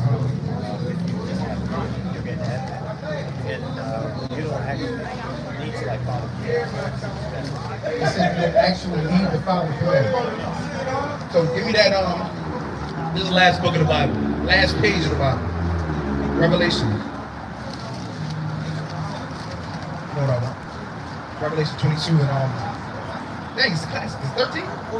14. Book of Revelations, chapter 22, verses 14. Listen to this, King. You listening, bro? Right, listen to this. Blessed are they that do his commandments. What? That do his commandments. It says, blessed is he that do his commandments. See, your family, we've grown up in Christianity. And I'm sure you grew up in a Christian household and things of that nature, right? They've given us a doctrine to where we don't even read the Bible. We just believe what they tell us. But we're not actually reading. And who gave us Christianity? Pastor. Where did they get it from? Their family, right? Let's keep going back. Because we weren't coming over, we didn't come over here on a slave ship. We weren't Christians before we came over here. So who do we get it? We got it from the slave master. So the slave master, he told us certain things so that he can continue to oppress us. So that we don't realize who we are and what we got to do to get out of the oppression that we're in. You see what I'm saying? So what are they going to tell us? We don't got to keep the law. You knowing that the law is the thing that God has put in this situation. The not keeping of the law is what God has put in the oppression, what is allowing them to oppress us. So of course they're going to tell us we don't got to keep the commandments, but we have to go to the Bible and see what it says. We can't just keep listening to what our pastor told us or what the white man or the oppressor told us. We got to go back to the source. And what did the source say? Read this again. Blessed are they that do his commandments, that they may have right to the tree of life, and may enter in through the gates into the city. See that? So it says, blessed are they that keep the commandments, that they can enter into the gates of the city, the kingdom of heaven. That's how. That's not the only thing we have to do, but that's a prerequisite to get to heaven. You got to keep the commandments, because that's obeying what the Most High told us to do. That makes sense? I was reading the book of Genesis. Yeah. And there was, I think, the Lord has told Adam and Eve not to touch some tree. I forget what that tree is called. Tree of life. Yeah, tree of life. They told him not to touch the tree. I was wondering what this tree actually is. Now trees, give me that I think it's Mark 8:24. Now what the tree is talking about is philosophy, different nations and their philosophies. Because trees isn't it's a similitude, it's a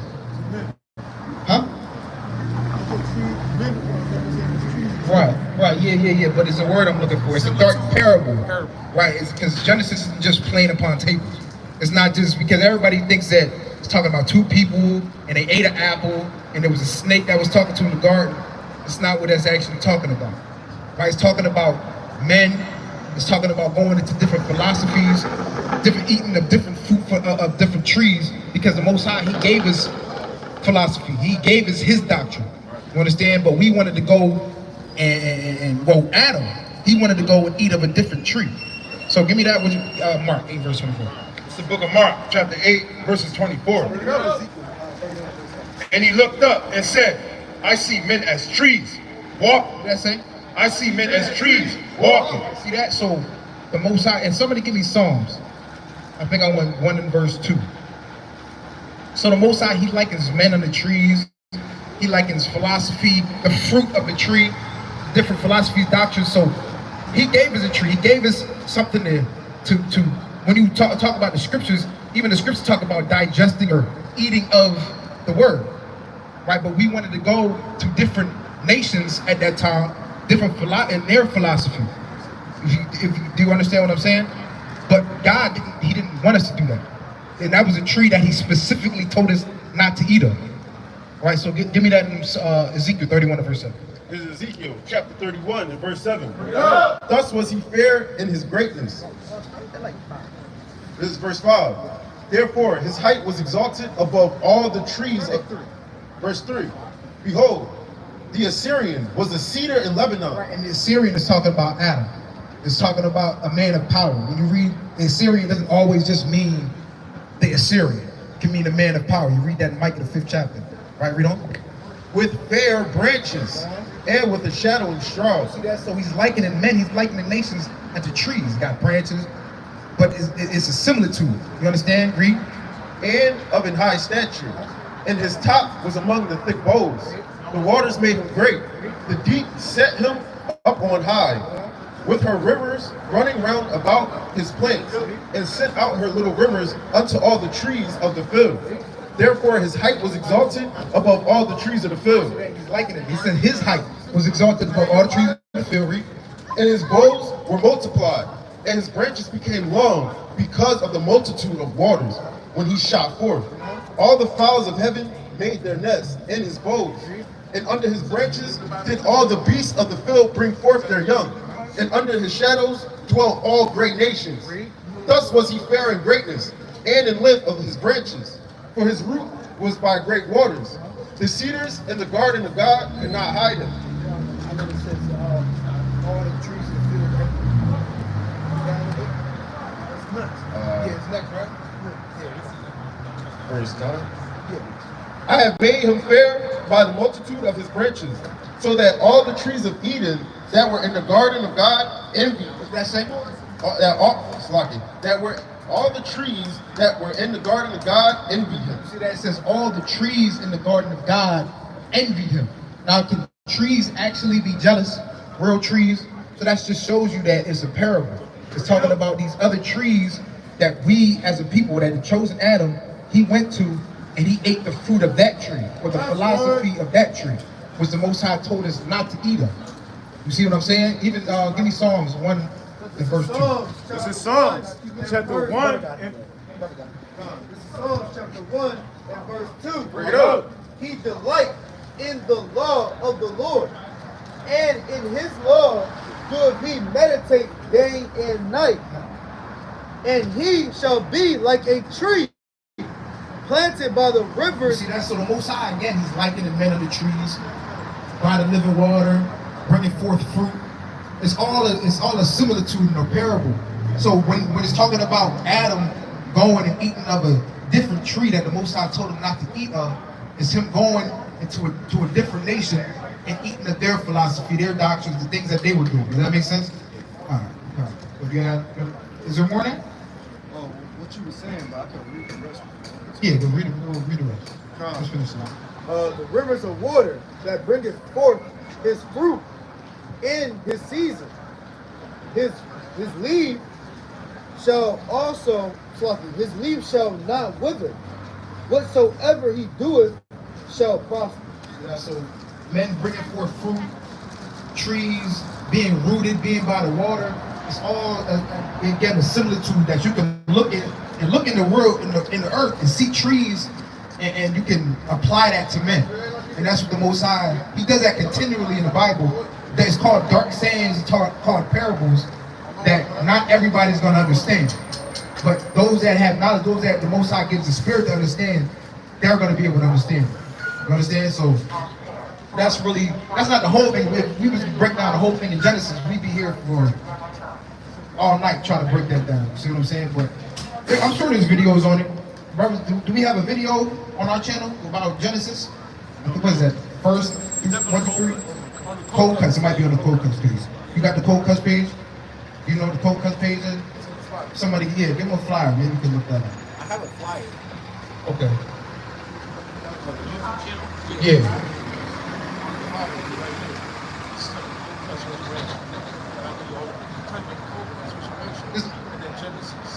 You should be able to scan that QR code. Oh, okay. Okay, right.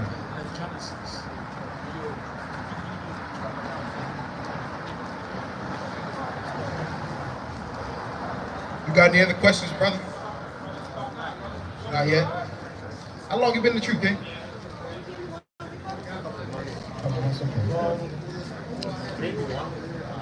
I just started like this. After your first tabernacle? Okay, this was it. Who is this like any of your family in the truth? Or is this you? You said your friend, he's been out here before? Yeah, he's last week. Oh no, 2 weeks ago, my bad. 2 weeks ago. And yeah, the sister, she had the rainbow hat. And his friend. They might have came out after I had left, maybe? Yeah, you left. Okay. Yeah, that's what happened. I'll talk back to you. Okay. All right, somebody give me Micah. Brother, if you got any questions, bro, just let us know. And through the Spirit, we'll try to answer them for you. Give me Micah 6 and verse 1. Micah 6 and verse 1. This is Micah chapter 6 and verse 1.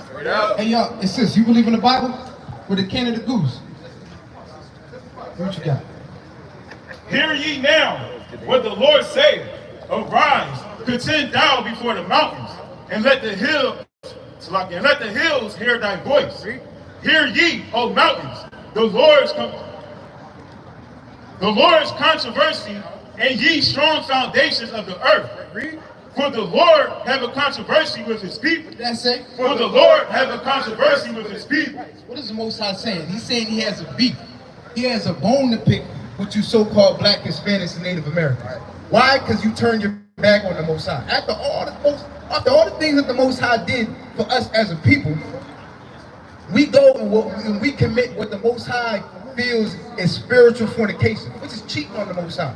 That's how the Most High feels when we're in all these other philosophies and doctrines, and like what we just talking about, going and learning the ways of the other nations. What's going on, Kings? Y'all believe in God?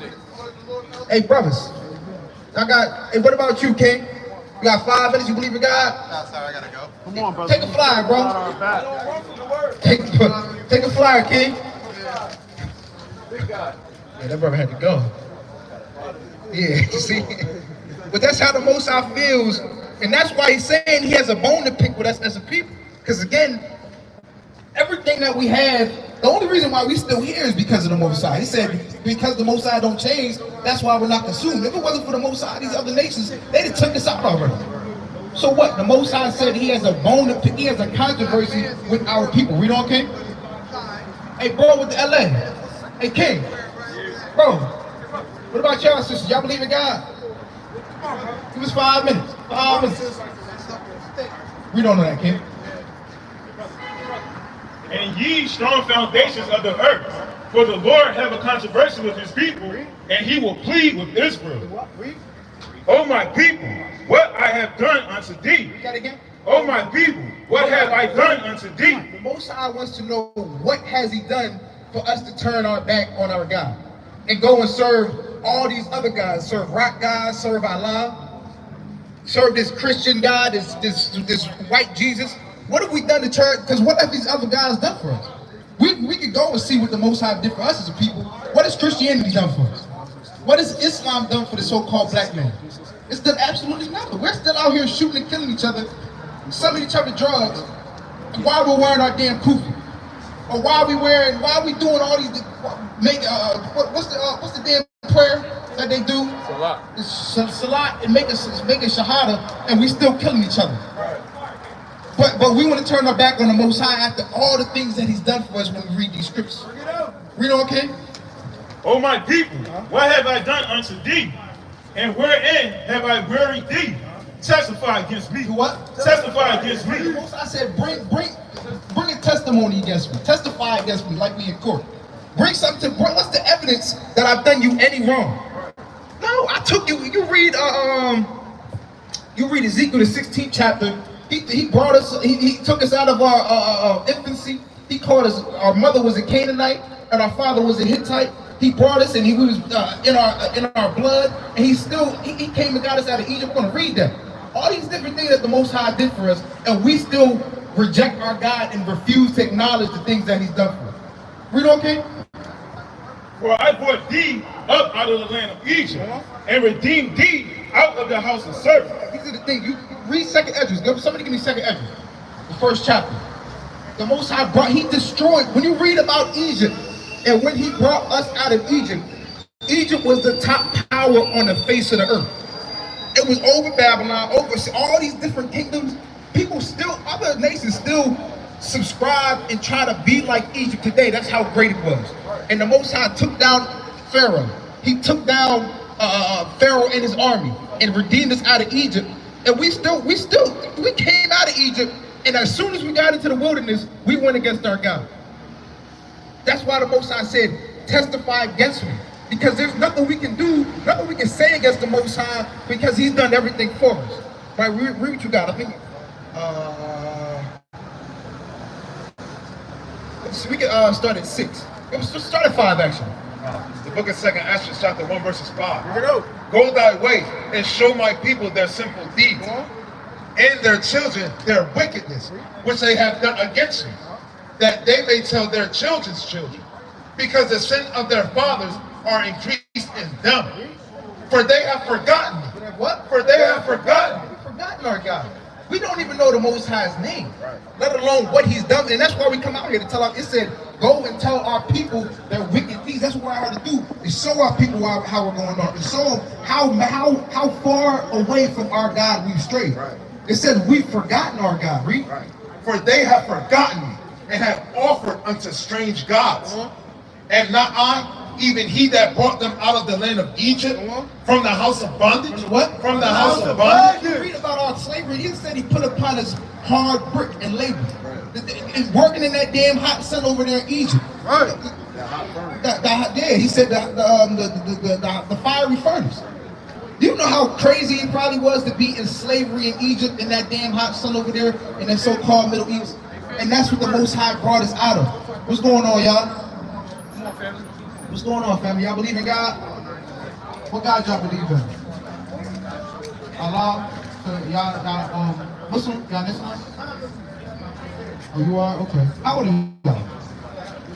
14, 12? Okay, y'all young.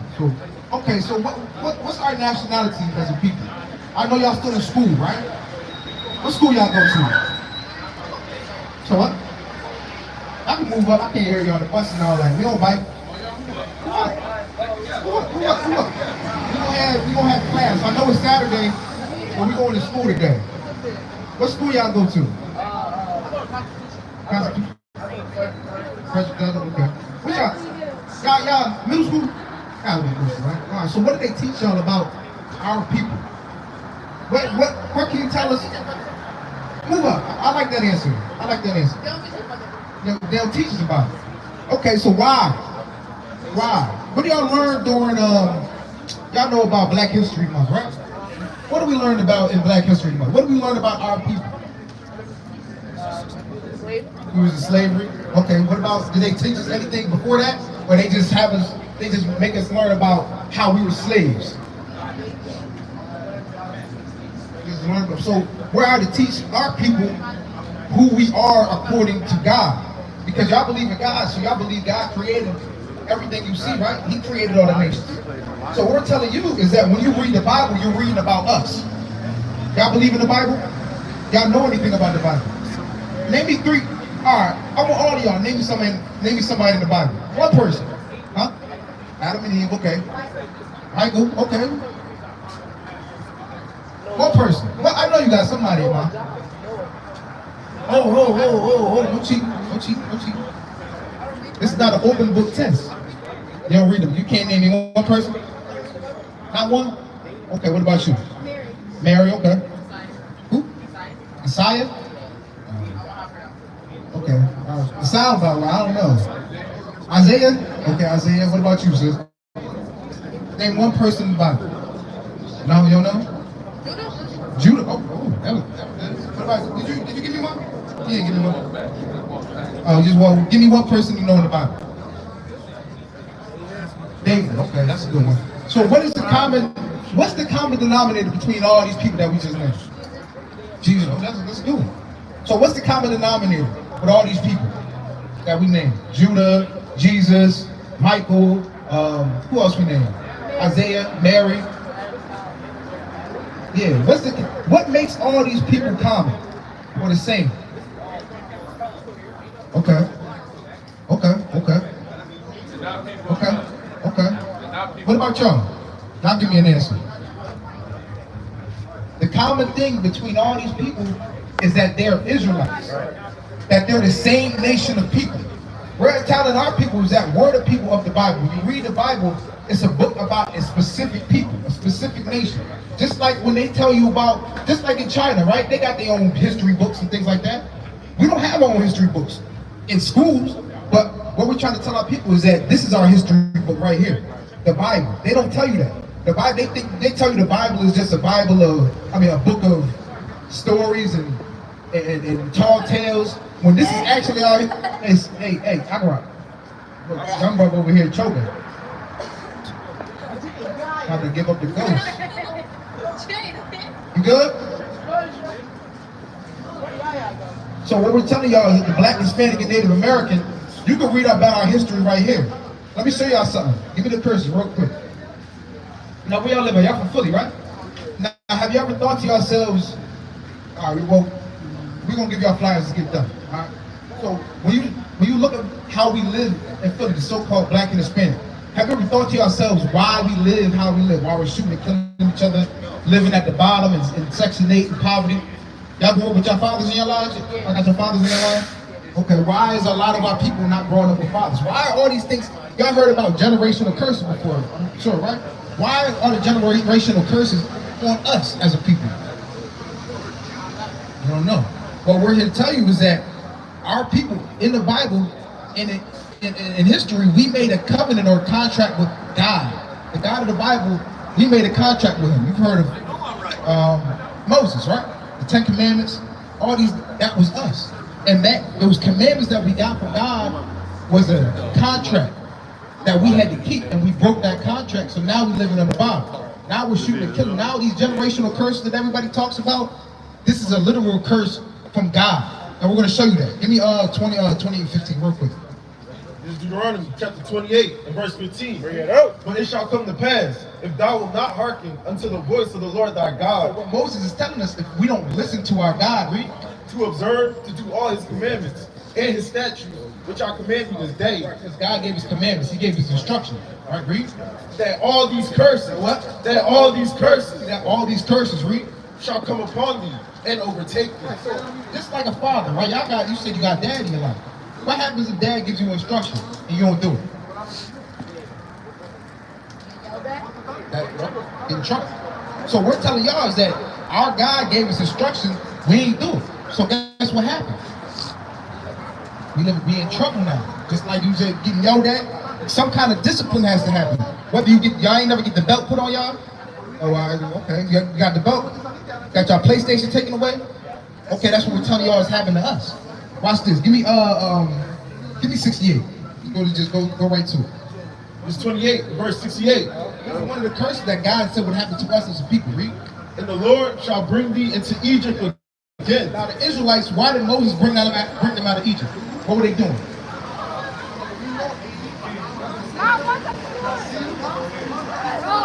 Hold on, brothers. Give me 1 second. Hey, bro, are you a leader or follower, okay?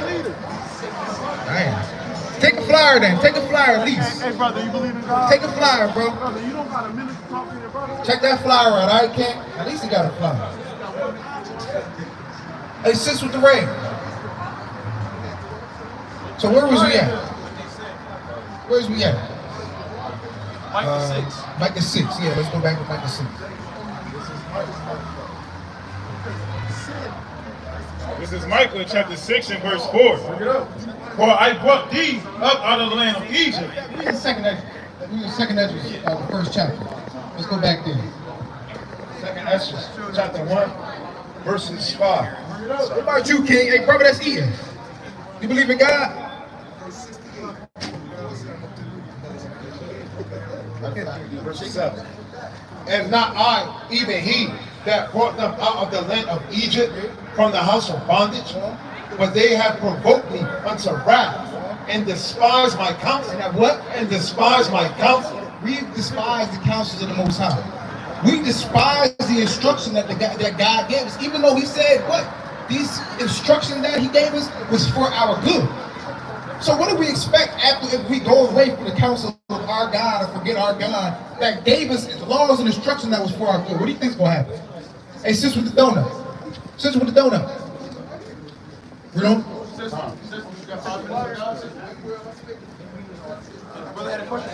What's going on, sis? What's your nationality?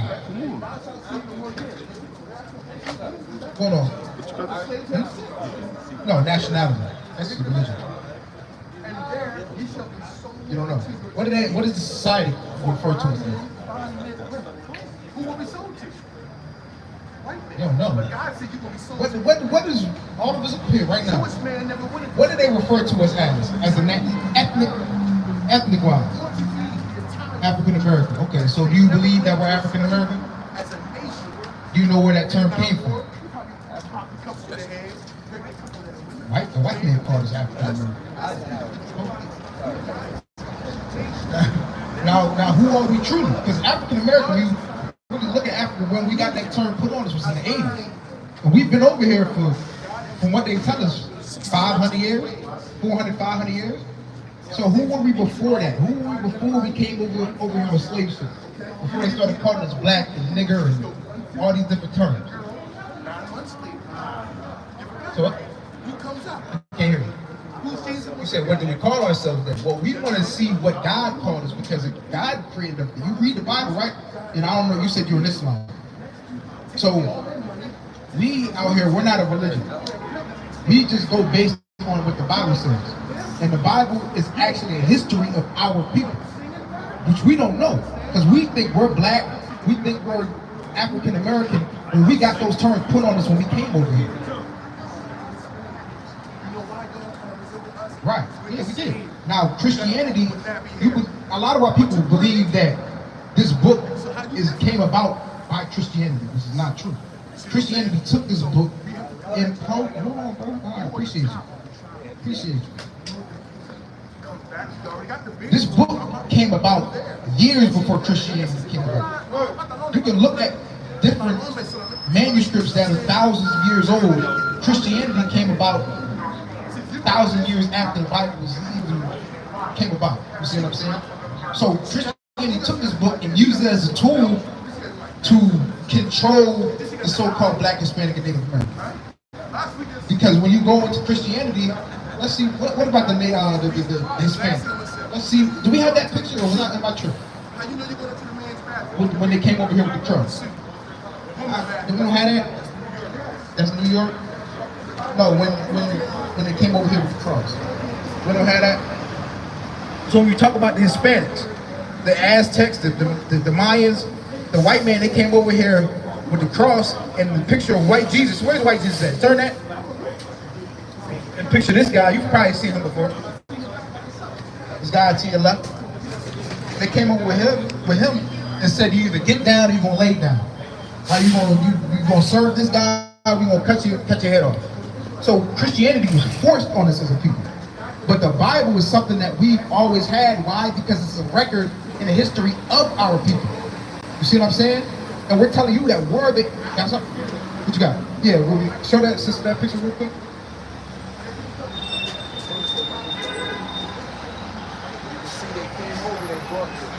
Roman, the cross over to the Hispanics and Native Americans over here in this land. So they said, again, get down or lay down. So what we're talking about people is that the Bible is a history about this. Even in school, I don't know how old you are, still in school? Even in school, what do we learn about our history?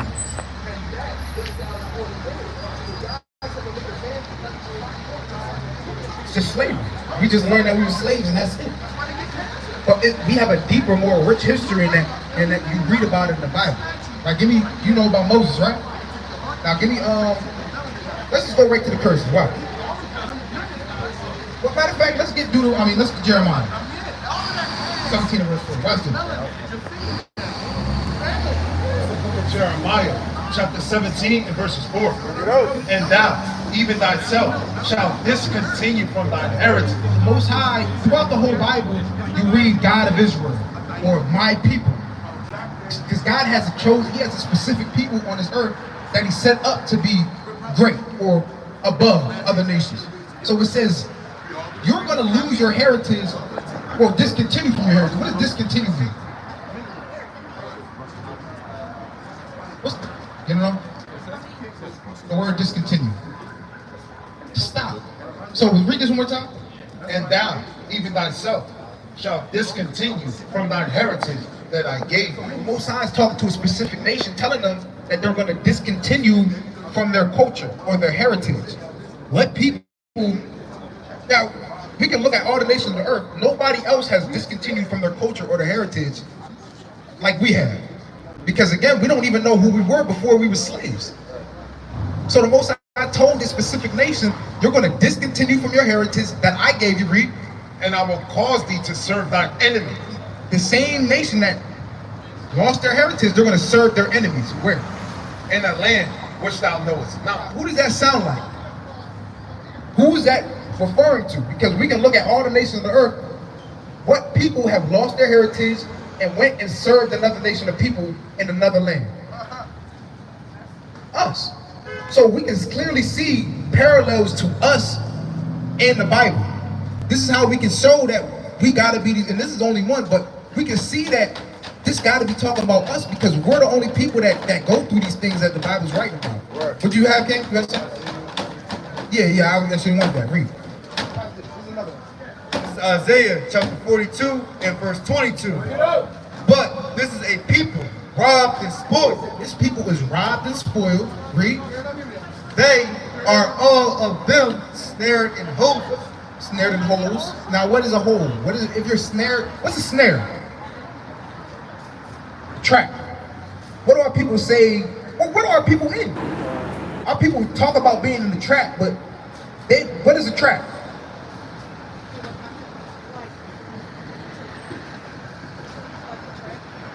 Yeah, either one. They're both the same. But we say it's a trap.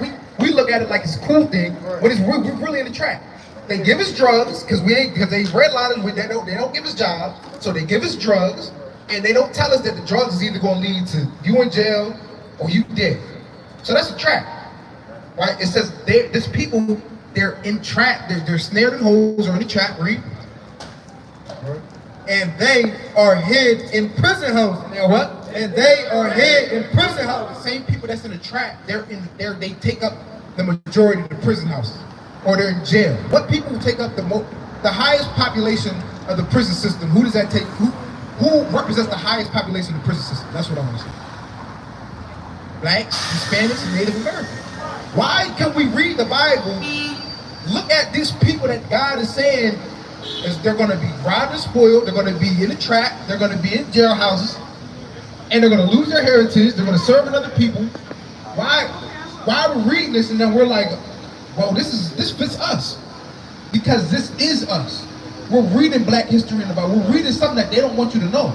Because, give me Deuteronomy 7 and verse 6. We're going to show you something, sis. They don't want us to know. There's a reason why when we came over here in slavery, it was so a big emphasis to take away or indoctrinate us with Christianity. Take away our names. Now, you've seen the movie Roots? Kunta Kinte, what happened? Was his name still Kunta Kinte? What happened? A new name. Now, did he just accept that name? No, they beat it out of him. That's what they did. They beat this thing out because they knew how important it was for us to know who we are. Now, we're going to show you something because this is important. Read. The book of Deuteronomy, chapter 7, verses 6. Yeah. For thou art a holy people unto the Lord thy God. The Lord thy God has chosen thee. The Most High, contrary to what the society tells you, God chose a specific people. Now, when you look at the earth, right, and you look at the different nations on the earth, what people, if you had to say that God chose a specific people to be special, who would you say that is? You don't know, read on. The Lord thy God has chosen thee to be a special people unto himself. What are your hobbies? What do you like to do? I don't know if you like sports. No? You like music? What kind of music you like? Everything. So even when you look at music and who dominates music? Black people. Who dominates sports? Who runs fast or jumps high? Who cooks? When we look at the people, I don't know if you celebrate Thanksgiving. So, okay, you be seeing these pictures, they be putting them on Instagram, Twitter, and you go to the white man's house and you see his plate. It don't look that good. What are they known for not doing with their food? Seasoning. But that's a real thing. Why do we cook? Why in every facet of life do we dominate in everything? Whether it be music, whether it be, how do the other nations, the Chinese man, the white man, who do they try to dress like? Black people. Who sets the trends? Right. We look at music and we look at what the dominant genre of music is right now. What is it? R&B, hip hop, rap. Why is that? Why is that? So said we the blueprint. Yeah, you got Chinese rappers and you got all these. Everybody want to gangbang now.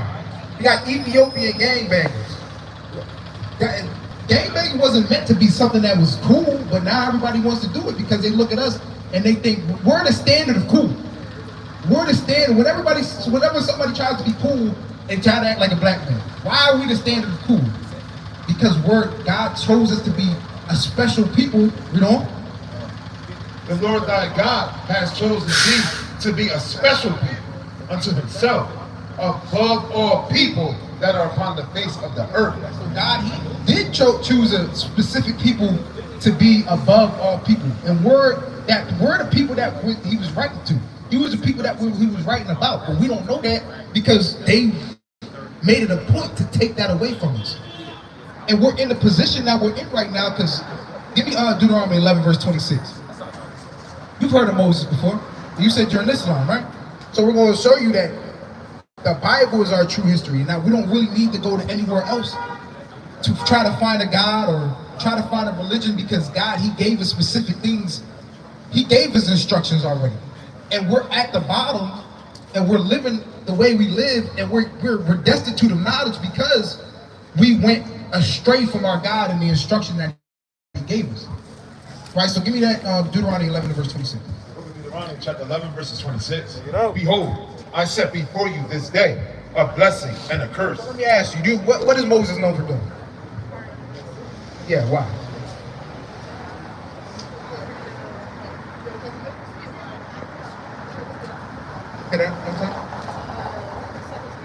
Set his people free, right? So we are the people that Moses set free. You read about Moses, he was an Israelite from the tribe of Levi. Right, so this is Moses talking to us. He said, see, I have set before you this day a what? A blessing and a curse, read. A blessing if ye obey the commandments of the Lord your God. I'm sure you're familiar with the commandments, right?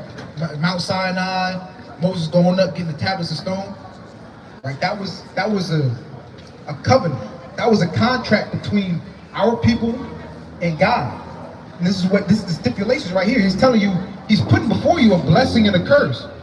A blessing if you obey the commandments of God, read. And a curse. And a curse. And a curse, read. If you will not obey the commandments of the Lord your God. So there's two sides of the coin. You get blessings if you keep the commandments and you obey, just like if you got kids, right? The kids do what you tell them to do, what's gonna happen? Say, tell your kids, you get A's on your report card. You get home, you get a reward. You get blessed. If you get F's, you get the other side, right? This is what Most High is telling us right now. And we're telling you that we broke the commandments of God. This is why we're living how we're living. This is why it seems like you've heard, like I just talked to these young brothers, you've heard of generational curses, right? Why do our people always talk about, you don't hear any other nation of people talking about generational curses but us. Because we're literally under curses right now. We just don't know how they came upon us, why we're living how we're living, why we're shooting and killing each other, when it's all written in the Bible. And we're going to show you real quick. Give me Deuteronomy 28, go to 15. have you ever heard the term or the saying, if you want to hide something from a black person, where you put it? In a book. In a book. Why? Because we don't read. We just let people tell us, like you said, Christianity, right? For years, we just let the slave master and let our pastors tell us what this book said. But we never actually went into this book and see what it says for ourselves. Right. Now that we're going into the book and seeing, oh, this gotta be us. Because we're the only people going through what the Bible says that the Israelites were gonna go through, what the Jews were gonna go through. We're living that out right now. So give me 28:15. Book of Deuteronomy, chapter 28, verses 15. But it shall come to pass, if thou wilt not hearken unto the voice of the Lord thy God, to observe to do all his commandments and his statutes. So what Moses is telling us is, if we don't listen to what God told us to do, his instruction or his law, read, which I command thee this day, that all these curses, punishments, bad things, all these punishments shall come upon thee and overtake. Let's see one of these punishments. Go to 54. Verse 54. This is one of the punishments or curses that God said would happen to his people if they don't obey my commandments. Read. So that the man that is tender among you and very delicate, his eye shall be evil toward his brother. His what? His eye shall be evil toward his brother. What do you think that means? What people have an evil eye towards one another? As a people, what people are going to war with their own people that look like them? Black people. Were you fulfilling? Why is the murder rate how it is, and who's the majority of people killing each other? Us. It don't even, we can go, it don't even got, let's go outside of the United States. And let's go to Jamaica. Or let's go to Haiti. There's a civil war in Haiti going on right now. Or let's go to Mexico. The murder rate in Mexico is out of this world.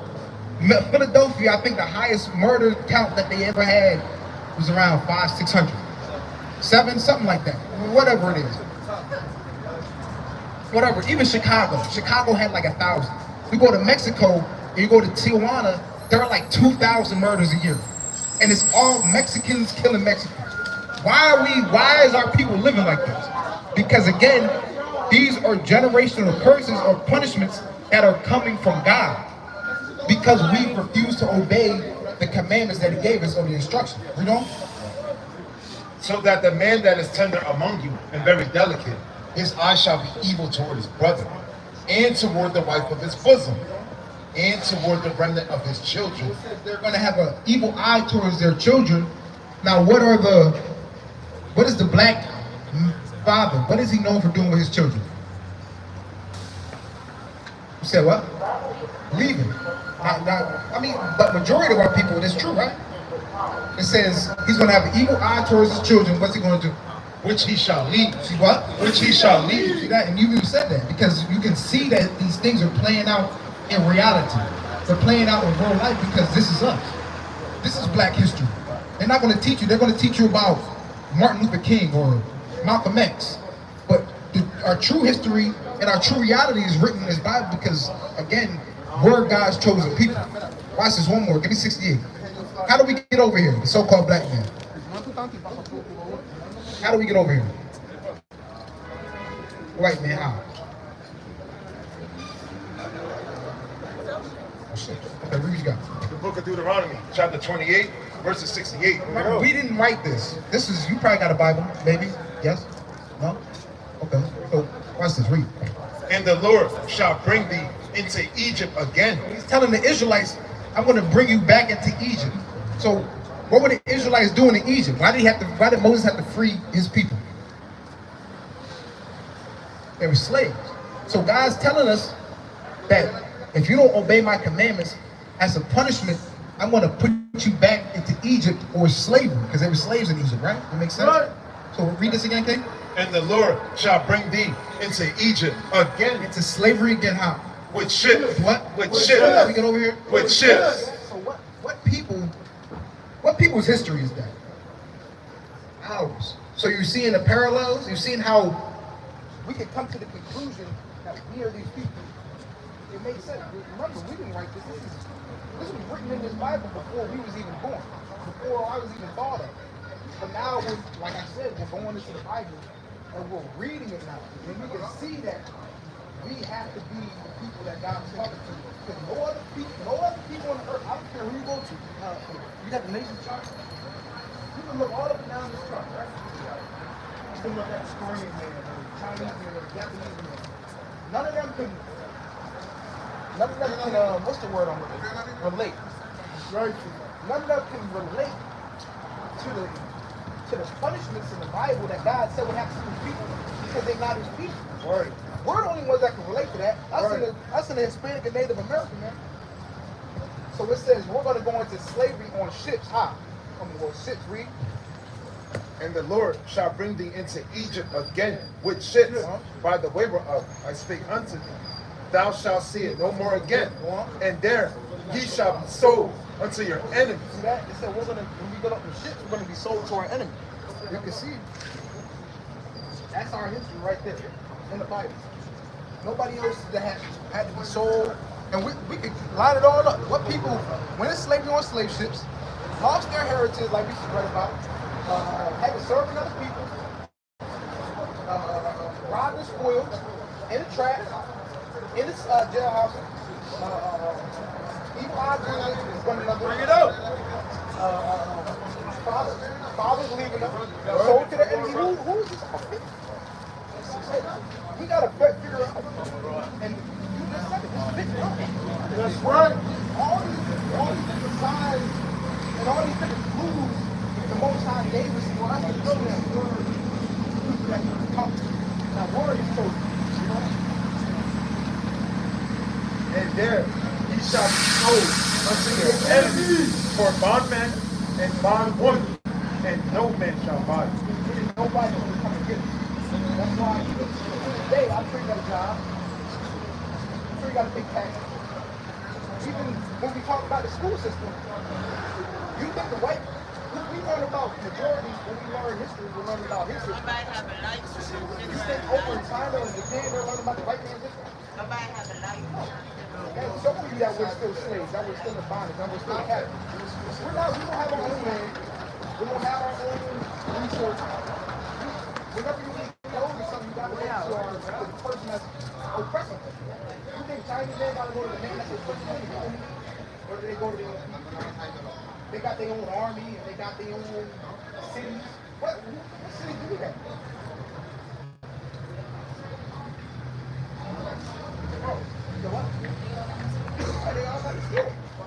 Showing you that there's something, we're not an autonomous people, we're not independent, we're dependent on our oppressor. Same man that brought us over here to captivity, we're dependent on him, and then our people, we're looking for him to save us too.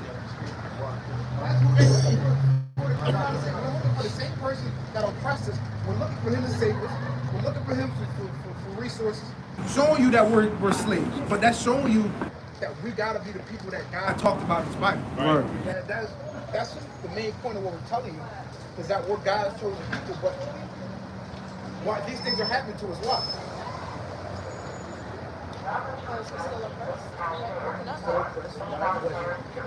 Why are we oppressed? Remember, God told us what? He set before us a blessing and a curse. So why do we get cursed? Why are we going through these generational curses? Because we didn't obey. We weren't obedient to our God. Right. But what I to tell you is that, give me Zechariah 1 verse 3. We're going to get this sister fly. Now for us to get back in the good graces of God, we have to start being obedient. Just like if you want to get these good graces, you said you go over the father, your father, right? But if you didn't obey your father, what would happen? In trouble. But how do you get back in his good graces? Doing what he said. That's what we got to do as a people. Because we try to go to we think voting is going to save us. And our people think Kamala Harris is going to do something, or our people think Obama is going to do something. That was never going to happen.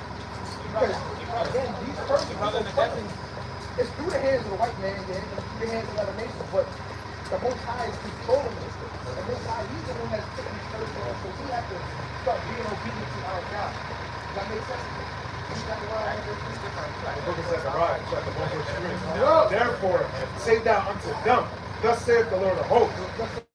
Thus saith the Lord of hosts, turn ye unto me. It says, turn ye unto me for what? Saith the Lord of hosts, and I will turn unto you. And I will what? And I will turn unto you. So that's our message to our people, is that we have to turn back to God. For this oppression and this slavery and all these things to stop, the stress and the killing, we have to turn back to God, because again, God gave us instruction. God gave us a way of life. That's really our culture.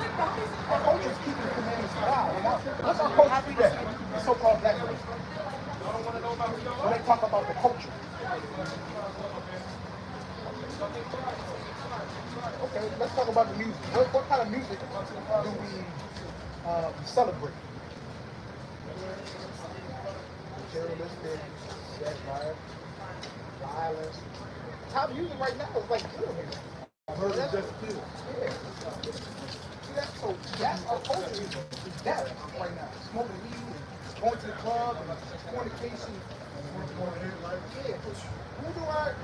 When they portray our women and our men in the media or on TV, what do we portray that as people?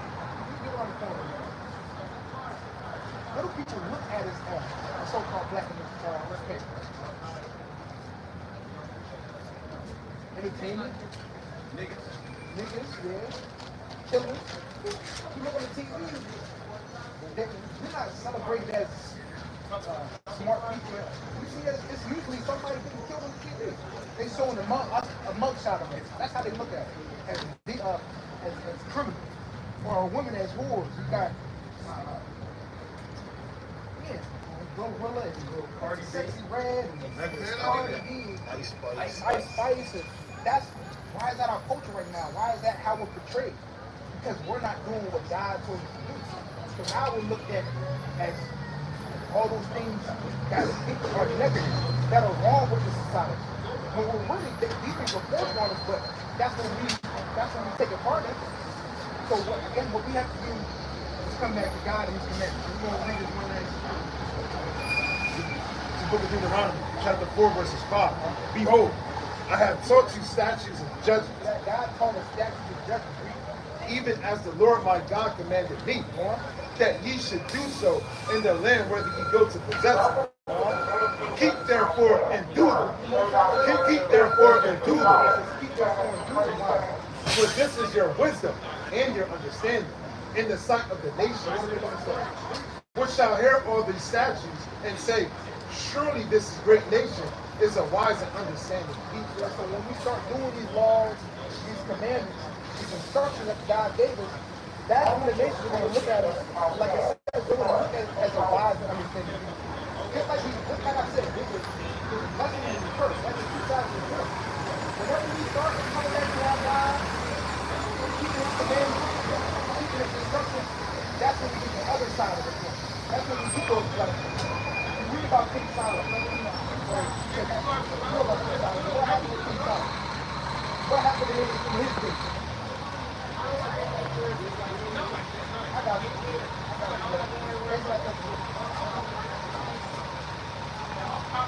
Okay, well, he was one of the richest men.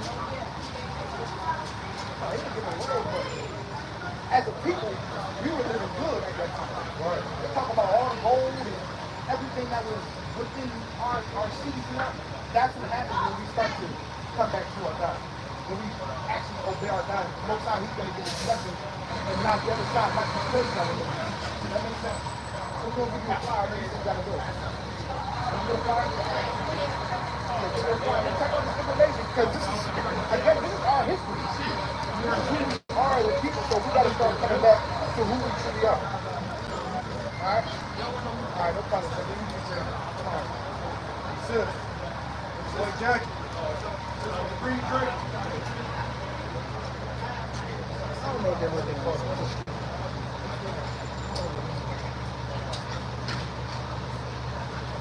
Yeah, let's go back to the second Ezra. The book of 2nd Ezra, chapter 1, verses 7. Bring it up. Am not I, even He, that brought them out of the land of Egypt from the house of bondage?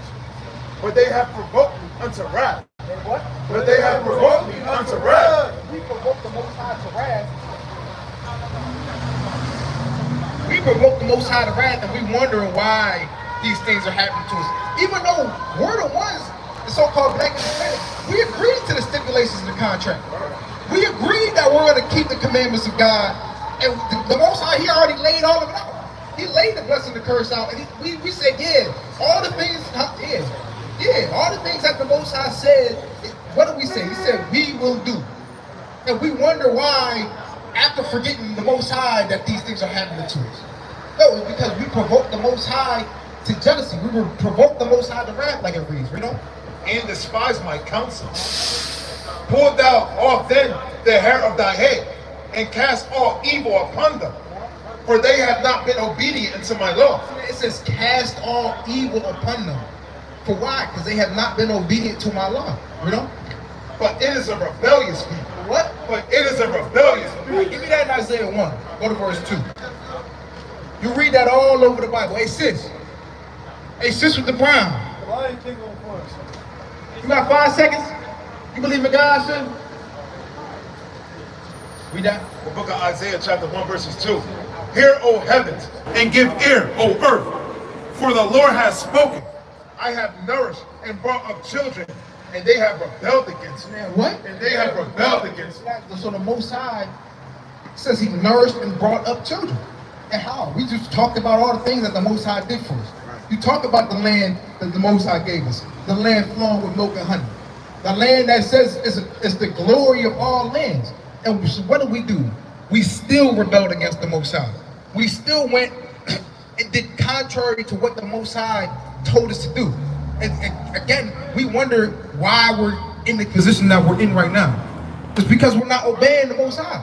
It's because we're not doing, we want to do, like we were just talking about this morning, we want to do whatever the hell we want to do. Right. We want to do what feels good to us, instead of what the Most High told us to do. So what? We're living how we live.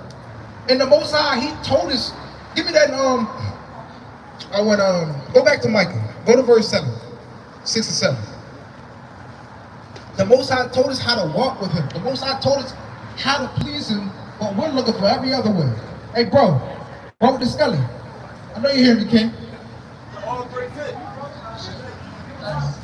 What about y'all, family? What about y'all, family? Y'all believe in God? What God you believe in, King? Take a flyer, brother. All right, let's go back to Michael. 6. Go ahead. This is Micah chapter 6 and verse 7. Will the Lord be pleased with thousands? Will the Lord be pleased with thousands of rams, or with 10,000s of rivers of oil? Hey, sis. Sister. I'm late for work. Will the Lord be pleased with thousands of rams, or with 10,000s of rivers of oil? Shall I give my firstborn for my transgression, the fruit of my body for the sin of my soul? Hey, hey, brother. Hey, brother. What's your nationality, King? Say what? Give me 5 minutes, bro. 5 minutes, King. What about you on the bike? Read on, bro. He hath shewed thee, O man, what is good, and what doth the Lord require of thee? So it says, He has showed us what the Most High, what's good, and what the Most High requires. He showed us, read. But to do justly. But to what? But to do justly, and to love mercy, and to walk humbly with Yahweh. To do what? And to walk humbly with Yahweh. So that's what the Most High, that's what He requires of us, to walk humbly with our God. That's why we just read in Zechariah 1 and verse 3, the Most High is requiring that what? That we turn unto Him, so what? He can turn back to us. That's the only way. That's the only way we get out of the way, the oppression, the subjugation that we're in, is what? Turning back to the Most High. Because the Most High, He gave us instruction. He gave us a way to live. Give me that Tobit 4:19, read this morning. He gave us a way of life and how to prosper, and how to what's the word I'm looking for? Huh? How to flourish. That's a good word. How to flourish. But we, like it says, we look for every other way through that door. We look for every other way but the instruction that the Most High gave us. Just like I be saying all the time, if If I create a video game and I give you the instructions on how to beat the game, isn't it smart to just use those directions? Isn't it smart to just do what the creator said to do instead of trying to find a brand new way to, you're not gonna win. Why? Because I set the game up like this. This is how you beat the game. This is how you win. But what? We want to go and try to find a new way. We want to find our own instruction. Like it, what? It's like in a video game, you have to go into the pause menu to look up the instructions. Right. Yeah, exactly. Now, everybody want to try to find a cheat code with the Most High. It's not GTA. The Most High didn't give us a cheat code. Right? He gave us the instructions laid out, but what? We refuse to do it. Give me that Tobit 4:19. It's the book of Tobit, chapter 4, verses 19. Bring it up. Bless the Lord thy God always, and desire of him that thy ways may be directed, and that all thy passing counsel may prosper. For every nation has not counsel. That say? For every nation has not counsel. Every nation didn't get the way to prosper. We're the ones that got it. We got to take advantage of that, and what? We squander the opportunity. We squander the opportunity because the Most High, He gave us our land. He gave us the riches. He gave us everything. When you read, it says the Most High gave us the abundance of all things. And guess what? We squandered that. We squandered that. You know? For every nation has not counsel, but the Lord himself giveth all good things. See that? So the Most High, He gave us all good things. And like I just said, we squandered it. How? By turning away from our God. By committing spiritual fornication. But what? The Most High, He's given us a chance to what? To reconcile. Right, read on. And he humbleth whom he will, as he will. So give me Isaiah 63 and verse 4. So what? We as a people, we have to come back to the Most High. Hey brother, you believe in God, King? What's your nationality, bro? What's that? Oh, he said he's cool. Alright, well, and that's our people. We're cool. Like we read earlier in Judges, there was no king in Israel. What? Everybody did after everybody did what the hell they wanted to do. That's what Israel is right now. It's a free-for-all. But what? We're out here and we're trying to do what the Most High requires of us, and we want our people to do what the Most High requires, because that's how we get back to our seat. That's how we get back to our throne, is doing what the Most High, what He requires of us. So read what you got, Ken. It's the book of Isaiah, chapter 63, verses 4. For the day of vengeance is in my heart. What did I say? For the day of vengeance is in my heart. For the day of vengeance is in my heart. And the year of my redeem is come. And with that, I want to give all praise and honor and glory to the Most High God, Yahweh, by Shemi Hashan. Come here, son.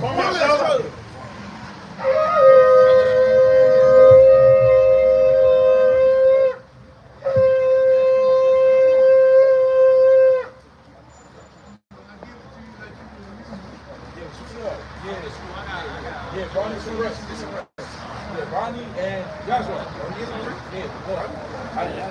I read. Yeah, my book back.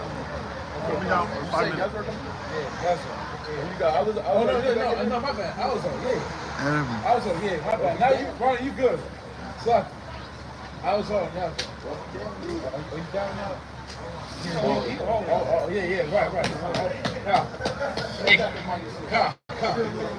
Hey, commercial.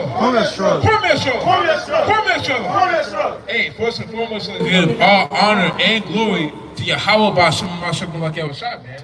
Another Shabbat, and showing our people who they are according to God, and also what they need to do in these last days. Now, brother, step up, brother. Yeah. Just hold him inside, brother. I want to hear your story, and all the money brothers want to hear your story, and we're going to righteously direct you what you need to do. Go ahead, brother. It's these holidays. There's Christmas, Thanksgiving, all these holidays that are perfect to celebrate, and I want to know how I can actually be safe from these holidays, not actually have to celebrate these holidays, because as I'm only 15 years old, I don't really have free will like I do. And when I try to family about the truth, they think I'm crazy. They think I'm just old or something. They don't believe me. My grandmother told me to talk to her pastor. Right. I told her, I gave her a couple of scriptures. I told her she don't really know me. Like, maybe one or two scriptures and maybe a Christian church. And maybe pull up one or two scriptures, pass out the collection bin. And don't actually like tell the truth. Don't keep the commandments. Now, what did it make you do, brother? Decorate a tree. You said what? Decorate a tree. So, brother, you they now real quick, yeah. Now the story, and that's why I said to hold it, brother. And you see all the brothers and sisters like, whoa, brother, they peer pressure to do that. They didn't force you to do it. They didn't hold a sword against you and say to do it. And brother, even if they did, brother, you gotta stand tall. We're gonna direct you on what you need to do, brother. You might think that you got no free will. I gotta do what grandma says, man. I gotta do what mom says, man. I gotta do this. I gotta do that. But brother, we're gonna show you how to operate, man. You gotta see how our forefathers operate. Bring this up, okay? The book of 1 Maccabees chapter 2, and verse number 19. Then Mattathias answered and spake with a loud voice. Though all the nations that are under the king's dominion obey him, what? Obey him. All the nations, but you might see at the Christmas decorating tree, you might see the Indians, the Chinese, the white people, the damn Arabs. You might see all people over there, brother. They're all going to decorate that tree, man. After their family is drag you over and say, you gotta do it too, man. Read. And under the king's dominion obey him, and fall away every one from his religion of their father. They do. And fuck it. Every one from their religion of their fathers. You might see everyone falling away from the religion of their fathers, man. Like you got the Chinese man there, man. He's supposed to be celebrating the year of the dragon, the year of the cat, rat, and dog, man. Yeah, he's celebrating putting the ornaments in the Christmas tree, brother. Same thing with our people, man. If I consent unto the so-called white man's religion, we gotta celebrate Christmas, man. Celebrate sweet white baby Jesus, man. And then celebrate Easter. And celebrate Thanksgiving. You might say that, brother. You might try to peer pressure you on doing that too. Read. And give consent to his commandment. But what do we have to do? Here's what it's gonna say. Read. Yet will I and my sons. What did the Lord say? Yet will I and my sons. What about this brother? Yet will I and my sons. Yeah, you, brother. And the brothers you have around you, us, man.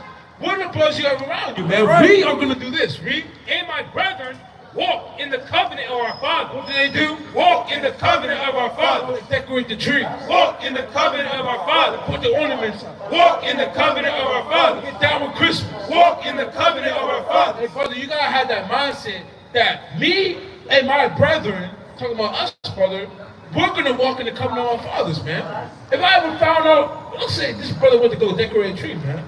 I'm pulling up to our brother's house the same day, man. And yeah, it's going to be bad, man. It's going to be bad, man. Hey, brother, you got to have that same mindset with you, brother. You got to say, look, man, I cannot celebrate Christmas and decorate that idol, man. I can't. Read him. Verse 21, God forbid. What did the Lord say? God forbid. What mindset read? God forbid. God forbid. That we should forsake the law and the ordinances. That we should do what? That we should forsake the law and the ordinances. Brother, doing that, you'll be going against the law, brother. I know you said you put up how many, brother? You said, Go ahead, brother. One. brother, pulling up that one, brother, that's too much, man. Just that one, brother, was too much. Just by doing that, brother, you're going against the laws and commandments.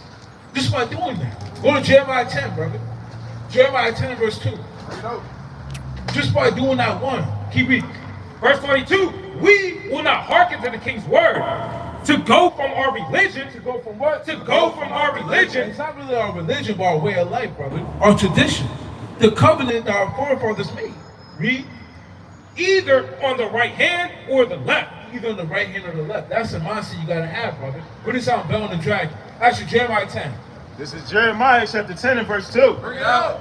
Thus saith the Lord, learn not the way of the heathen. What did the Lord say? Learn not the way of the heathen. Don't celebrate that Christmas tree. Learn not the way of the heathen. Decorate it too. Learn not the way of the heathen. The Lord said, learn not the way of the heathen, brother.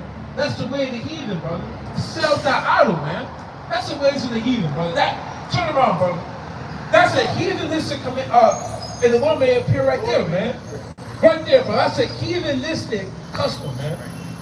The Lord said, learn not the way of the heathen. Read. And be not dismayed at the signs of heaven, for the heathen are dismayed at them. Read. For the customs of the people are vain. What's celebrating Christmas? For the customs of the people are vain. What about decorating your Christmas tree? For the customs of the people are vain. The customs of the people are vain, man. Read. For one cutteth a tree out of the forest, the work of the hands of the workmen. With the axe, they deck it with silver and with gold. What's going to our Christmas decorating tree? Decorating event? They deck it with silver and with gold. And brother, this is talking about the heathens decorating an idol, brother. When you went to go decorate that Christmas tree, man, with your family, after they peer pressured you to do it, brother, what was going on? I was basically in the room. I was sitting at the table. I was advised to as far away from the tree as you can. They kept telling me, put up the tree, put up the tree right Well, now. hey, that's the damn demon, brother. Brother, they're saying put that ornament up, brother. That's what they said. Brother, you can't give heed to that, man. Go to Baruch 1:4. You can't give heed to that, brother. You gotta fight, brother. You literally gotta fight. Go ahead, kid. This is the book of Baruch, chapter 1 and verse number 4. And in the hearing of the nobles and of the king's sons, and in the hearing of the elders, and of all the people, the lowest unto the highest. Baruch 6 and 4. I'm tripping. Okay. My bad. This is the book of Baruch, chapter 6 and verse number 4. Bring it up. It says, now shall ye see in Babylon. Outside what? Now shall ye see in Babylon. Where are we right now? Now shall ye see in Babylon. Read, gods of silver and gods of gold, and of wood borne upon shoulders, which caused the nations to fear. Which do what? Which caused the nations to fear. And brother, everyone gets down with Christmas, man. Right. Everyone gets down with it. They say, well, we gotta celebrate, man. That's what everyone else is doing. Brother, don't fear what other men are saying for you to do, brother. You gotta fear the Lord, man. Right now. All praises. Keep reading. It says, Slucky. It says, with wood borne upon the shoulders, which caused the nations to fear. Beware, therefore, that ye in no wise. That what? That ye in no wise. I gotta do it. That ye in no I wise. put one on. That ye in no wise. Ye in no wise do what? Be like to strangers. Be like to what? Be like to strangers. Yo, decorate that tree. Be like the stranger. Lord said, be like in no wise like on the strangers, brother. Brother, you gotta stand tall, brother. You literally gotta stand tall, brother. You're gonna have, man, brother, and it's gonna get this serious, brother. They might have to, I know it's not gonna get that serious because of your family. Now at this moment, but brother, they're gonna have to put you to death before you do that, brother. Literally, brother. You're gonna have to stand 10 toes down, and they're gonna have to pull out a knife and kill you, man. It literally gets that deep, brother. You can't say, well, I guess I gotta go and put this one ornament. I'm 15 years old. You know, they got rule over me. No, brother. If they're making you celebrate that idol, brother, you gotta say, I'm not gonna celebrate that idol, man. I'm not gonna bow down unto any God except for my God, Yahweh Shem Yahushua, brother. Because that's literally what you're doing. When you go to put up that ornament, you're decorating an idol, man. Keep reading. Verse number 5. Verse number 6. But ye say in your hearts, O Lord, we must worship thee. We must do what? We must worship thee. It's not keeping Christmas. We must worship thee. It's not decorating that damn tree. We must worship thee. Brother, you gotta have in your mind that we must worship Yahweh Shem Yahushua, brother. Right. So, brother, from now on, brother, because Christmas is not even here yet, brother. From now on, you gotta stand 10 toes down, no matter what happens to you, brother. Right. They might say you're grounded. They might say, hey, look, you can't eat tonight. They might say a million of things, brother. But brother, that's righteous tribulation that you must go through for the Lord, man. You think the apostles and the disciples and the prophets, that the times that they were living in when they were refraining from the gods of the other nations, you think they were living good, brother? No, they weren't. They had to go through things, brother. You might have to go through the same thing as a young brother. Go to Bel and the Dragon 1 and verse 4. This is Bel and the Dragon, chapter 1 and verse 4. Bring it up. And the king worshipped it and went daily to adore it. But Daniel worshiped his own God. But Daniel did what? But Daniel worshiped his own God. What's the brother need to do? But Daniel worshiped his own God. Brother, they might worship that tree daily, man. They might put ornaments on it every single damn day from now until Christmas. But brother, you gotta worship your own God, man. So what are you gonna do from now on, brother? Not celebrate Christmas. Brother, if they say you gotta be at the ornament tree, you're gonna say no, brother. Oh, no, brother. You're gonna say no, I'm not celebrating during Christmas. I gotta keep the laws of God. Right. You're gonna say that and you're gonna stand 10 toes on it, man. No matter what happens. No matter what, brother. And they might have to put you to death, man. If it gets to that point, man. I don't think it will, but go ahead. This is Psalms chapter 94 and verse 16. Bring it up. Who will rise up for me against the evildoers? What did the Lord say? Who will rise up for me against the evildoers? Who's calling men that are going to rise up for him, man? Not men that are going to say, well, man, I might as well join y'all. I'll get in there for a little bit. So you guys say, I'm not getting in there at all. Are you going to rise up against evildoers? Even if they're your family, your blood family? All praise to the Most High, brother. So now you got to do it from now on, brother. From now on, brother, you cannot celebrate no damn Christmas. You can't even go to an ornament decorating of your Christmas tree, man. It has to be that deep, man. Okay, come. Hey, brother, you know what word is not in the Bible? Family. Say what, brother? Family? Is that true? Yeah. Hey, we're gonna go. Nah. Yeah, Christmas ain't in the Bible. Yeah. God. But yeah. God, we have a spiritual family, brother. Your spiritual family is here, bro. Not with your family, your blood family, man. Because your blood family, they might be against you, brother. You might be at variance with your family. Right now you are at variance, man. Right now you are at variance. So, brother, you gotta understand that right now your objective and your duty on earth, brother, is to keep the laws of God, man. Not do the things of the world. Not do the things of your family because of peer pressure to you, man. You gotta stand 10 toes down, brother. You gotta stand 10 toes down, man. Go to Exodus 23 and 4. And that's in the law, brother. That's in the law. We're gonna show you. Exodus 23 and 4. That's in the law. This is Exodus. This is Exodus chapter 23 and verse 4. Bring it up. If thou meet thine enemy's ox. That's not what I want. That might be two. Yeah, come. Verse 2. Thou shalt not follow a multitude to do evil. What did the Lord say? Thou shalt not follow a multitude to do evil. No, they peer pressure. Thou shalt not follow a multitude to do evil. I felt like I had to do it. Thou shalt not follow a multitude to do evil. Don't follow a multitude to do evil. They could be your friends, your families, the friend that came up before. We were talking about on the side, brother. What if he came to you and said, yo, we're going to the movies or else? On the Shabbat. What are you saying, brother? You're saying, hell no. You was telling me on the side, brother. You said, I'm not doing that. You told him that he's breaking the Shabbat. He said, well, I'm just chilling. Do you go and join them now? Well, yeah, I guess we're just going to go chill. Or you say, hell no, come to camp like you told me you said to him. You said, come to camp. Let's go out to camp. Someone's got to be out there. That was the right mindset to have, brother. So when your family comes and say, let's go celebrate, let's go decorate that Christmas tree, you got to tell them the same thing. Hell no. I'm keeping the laws of the Lord. I'm doing what's right according to God, brother. That's the mindset you got to be in, man. Understand, brother?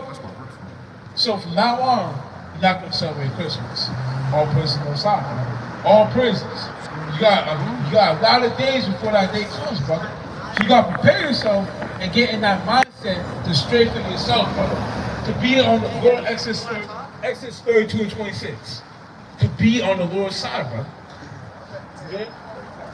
32 and 26. The book of Exodus, chapter 32, and verse number 26. Bring it up. And it reads, that Moses stood in the gate of the camp and said, who is on the Lord's side? What did the Lord say? Who is on the Lord's side? What did the brothers again be? Who is on the Lord's side? The Lord saying, who's on the Lord's side, man? Brother, what side are you on?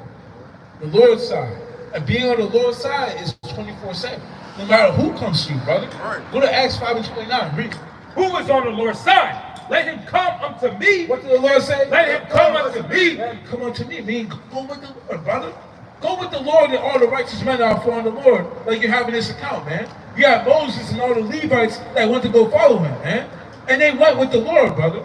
And they forsook the world, and the world in this context was the wicked Israelites that were doing what they wanted to do, and they went with the Lord. You got to be in that same mindset. Read. Who is on the Lord's side?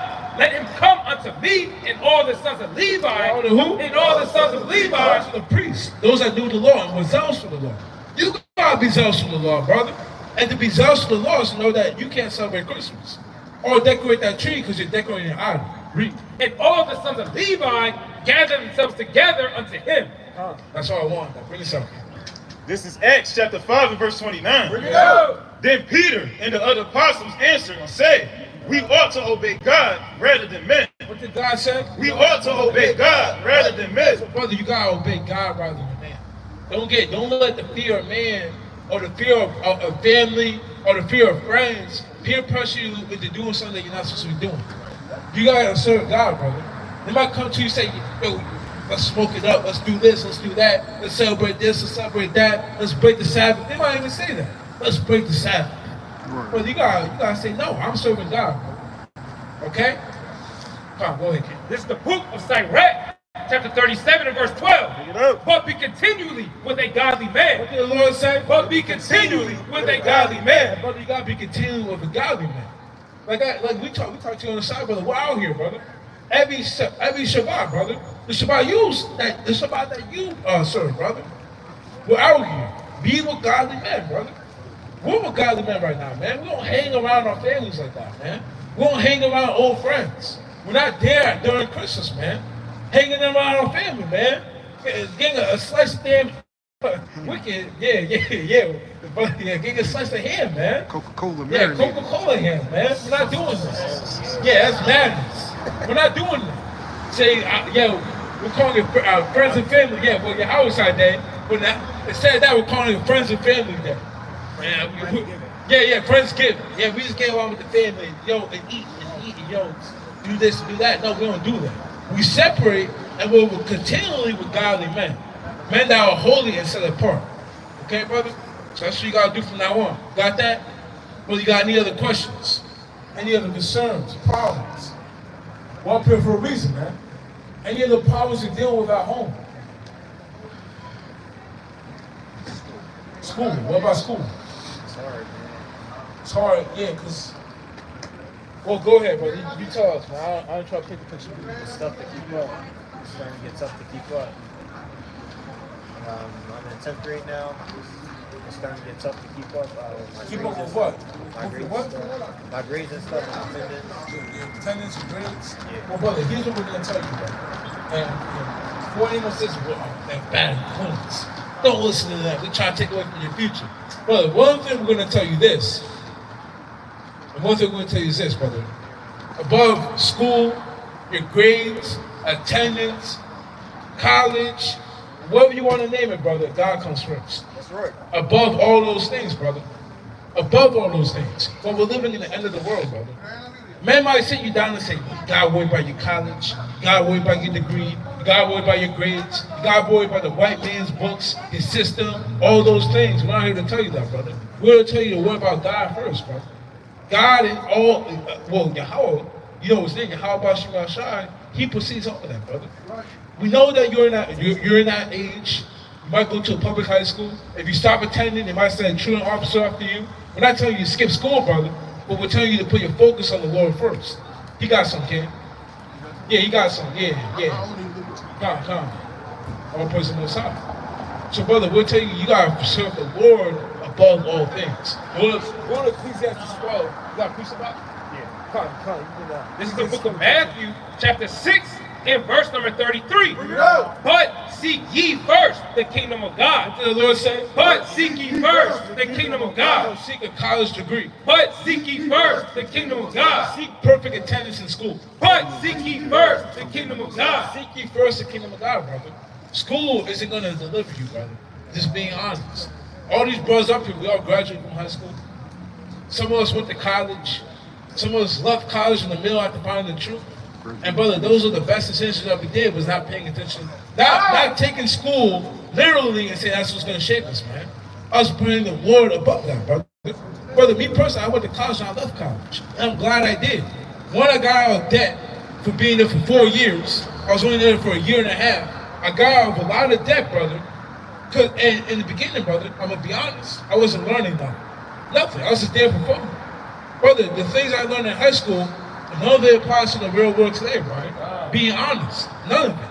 Not the math you're learning, the algebra, the geometry, the pre-calc, none of it applies, brother. Why? Because it doesn't really matter. What matters is keeping the laws of the Lord. Okay, brother? So put that forth from your forehead. But also be wise, brother. Because like I said, if you start skipping school and say, oh yeah, the Lord's coming back in 4 months, maybe a year, well, you start doing that, you got a truant officer. What's your name, King? Micaiah? Yeah, we got one from Micaiah, man. And the family of Micaiah. Because Micaiah hasn't come to school. He's been skipping school. And he might do that. So we're not telling you, brother, this is do away with school. But we're telling you, brother, put the Lord above that, man. Just go to school, go through the motions, and when you're done, brother, you're done. Understand? Because you're still in high school, kid. You gotta go according to the laws of the land. Yeah. Oh, what's your nationality? We talked to him before. Oh, we talked to him before? Oh, okay. I'll put some more side. We talked to him, so I don't know if you know. Hey, brother, what's your nationality, man? Did we talk to you before? Did we teach you that you're African American? We told you you're African American? We didn't teach that, brother. Hey, brother, what's your nationality? Whoa, brother. He said, what, brother? What's your nationality according to God? Whoa.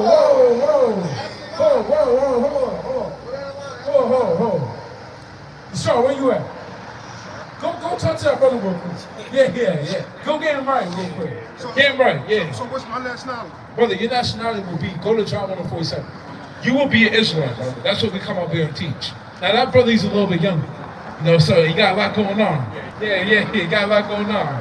But we're gonna get him right over there. No, you're in the camp, yeah. So what you believe? Brother, what we believe is this. This is the book of St. John, chapter 1 and verse 47. Yahushua saw Nathanael coming to him and saying of him, behold, an Israelite indeed. What did the Lord say? Behold, an Israelite indeed. One more time. Behold, an Israelite indeed. Brother, that's what we believe, brother, that we're the Israelites, man. We believe you're an Israelite. Right. You came up and you said you're black or African American. Which one? Black. What's the color of your pants? Black. Are you same color? Now you might say, well, I'm a lighter brother. Brother, we get the darkest brother up here.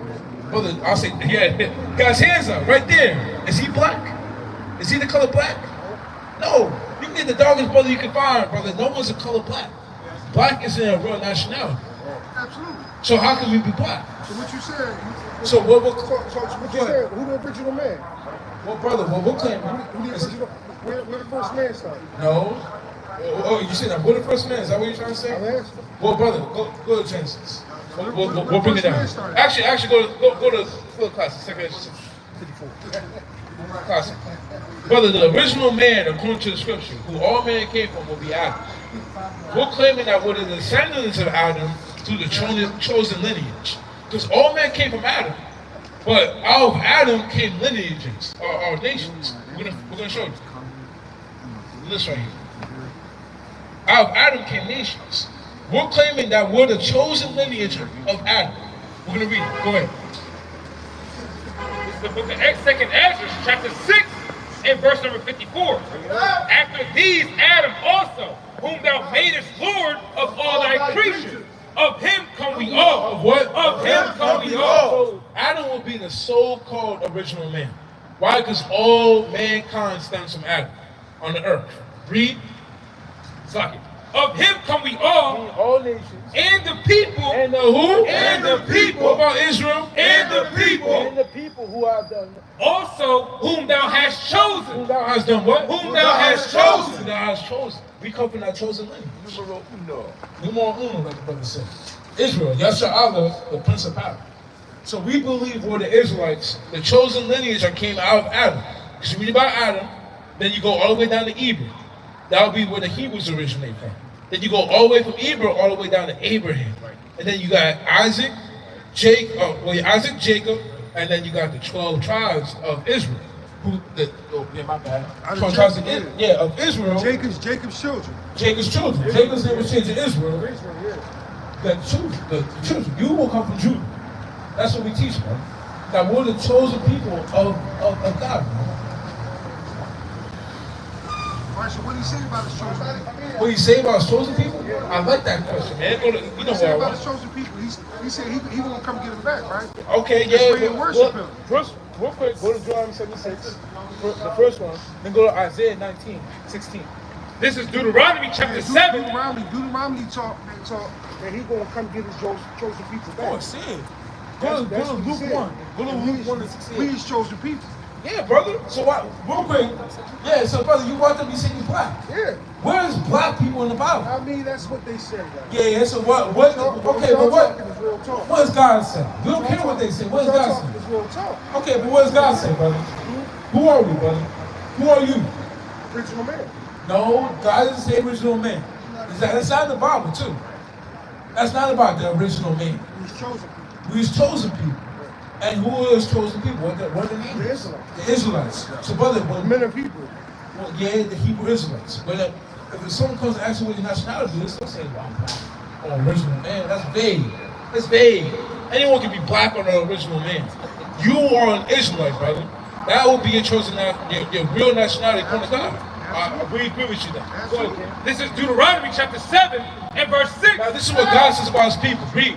For thou art an holy people unto the Lord thy God. The Lord thy God hath chosen thee to be a special people unto himself, above all people. What did God say? Above all people. What did the Lord say about his people? Above all people that are upon the face of the earth. That's what the Lord says about his people. That he chose them to be a special people, a holy people, that are above all other people on the face of the earth. Right. Do you understand that? Or agree with that? Absolutely. All praise the Most High. So you got. But he said we are hard-headed and stiff. He did say that, brother. He said we are hard-headed and stiff. We are.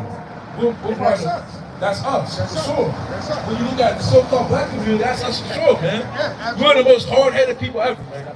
Ever. We're knuckleheads. Absolutely. Yeah, man. But that's the that's one. That's how we're made. But what's going to happen? What's going to happen in the future? We're gonna show you Isaiah 19. You're going to come back and scoop his people out. Yeah. Isaiah 19. Not everybody. His people. You're going to scoop his Right. people out. Right. Isaiah 19, and you got Luke 1. Come on, bring this out, kid. This is Isaiah chapter 19. 19 and 16. This is Isaiah chapter 19 and verse 16. Bring it out. So I keep butchering this. Isaiah 19, 20. Isaiah 19 and 20. Bring it out. And brother, you listen to this too. Okay, go ahead. And it shall be for a sign and for a witness unto the Lord of hosts in the land of Egypt. In the what? In the land of Egypt. Brother, right now we're in the land of Egypt. Why? Because Egypt is synonymous with slavery. America is synonymous with slavery, man. It got a long history with it. That's why when you look at the back of your dollar bill, you have a what? The back of your dollar bill. No, that's the front, the back. What's the diamond? What is that? What structure is it? Here. Oh, Pyramid. it's a pyramid, yeah, with the eye on top. They call it the eye. This was the sun, I forgot. But, yeah, right here. Pyramid right here. Why does the Americans, which stem from a European nation, why do they have a pyramid on the back of the dollar bill? Because that's where it came from. That's what? That's where Well, that's it. That's what no. Yeah, listen, if you No. go back to Egypt, that's why they cut the nose off of everything off. No, They look like us. They look like us. No, brother, no. No? The Egyptians and us are the same people. Yo, You know why I want Exodus 11. this is Oh, brother, we're gonna show you. We're not the Egyptians, brother. I'm gonna show you, right? Brother, real quick before you show us, we're gonna show you. Because the Egyptians had us in slavery, brother. Right. For you to say that we're the Egyptians is to say that we were enslaving each other. Go ahead. This is the book of Exodus, chapter 11 and verse 7. But against any of the children of Israel shall not a dog move his tongue against man or beast, that ye may know how that the Yahweh put a difference between the Egyptians and Israel. Between the who? The Egyptians and Israel. Put a difference between the Egyptians and Israel. Those are two separate people. They had us in slavery, brother. Literally. Our people didn't even originally from Egypt. We migrated over there during famine in our own land. This is Brother, Egypt. we This understand. is Egypt, brother. We understand, but that's not our people, brother. Brother, we understand that's not our people, though. They might be dark skinned. Someone get the Bible dictionary. Our place is on side, yeah. Brother, This is in Egypt. Yo, you about to say, this is called Nubian Hill. you must be an English. Yeah, I know, right? Definitely do sound like English. He sound like English. Hey, Jordan, I got it, kid. Yeah, I got it. Come over here, brother. We're gonna show you something. That's King David. Hold on. Oh, we got you. That's how King David looked. Brother, we understand, but That's AI generated. No, that's how, but they gonna make it look like brother, them. real quick. Yeah, They bro. ain't look like that. Brother, real quick. Because they, hey, John, real quick. Just because they look like us doesn't mean that they are us. You gotta understand that. You got a lot of dark race people. You got the so-called Ethiopian. Are we the same people? Us and the Ethiopian? No, no, we're not. It's the same thing with the Ethiopian, with the Egyptians. The Egyptians, we're gonna read that. So they can explain. Go ahead. So this is out the Bible Dictionary, the Zondervan Compact Bible Dictionary. Bring it out. This is Ham. It says the youngest son of Noah, born probably about 96 years before the flood, and one of 8 persons to live through the flood. So when you read about the story, no, you had Yeah, Shem and Ham. Shem, Ham, and Japheth. Yeah, Shem, Ham, and Japheth. Yeah. It says he became the progenitor, Meaning the father of the patriarch, read, of the dark races. Of the who? Of the dark races. Of the dark race, dark people. Like you're saying, man, they were cutting the noses and doing this and doing that of the dark races. They were trying to, they were taking away the images. They were trying to say, well, the Egyptians, like, you know, in the movies, they were playing them as white people and trying to take away history. I But, already know that. yeah. We all know that. But we're going to explain the reason for that. It wasn't because it was us that were Egyptians. It was to confuse the masses on history. Yeah, but listen, when Moses, when they left, they took the Israelites, some of the Egyptians believed so hard, they was like, yo, we saw some shit. Brother, hold up. So like, we coming with Brother, y'all. hold up. So the Egyptians went Brother, with the hold Israelites, up. right? Hold up. Because they were wrong like a man. No, brother, we're going to prove what we're trying to say. Because you have to understand there's a reason why they do all those things.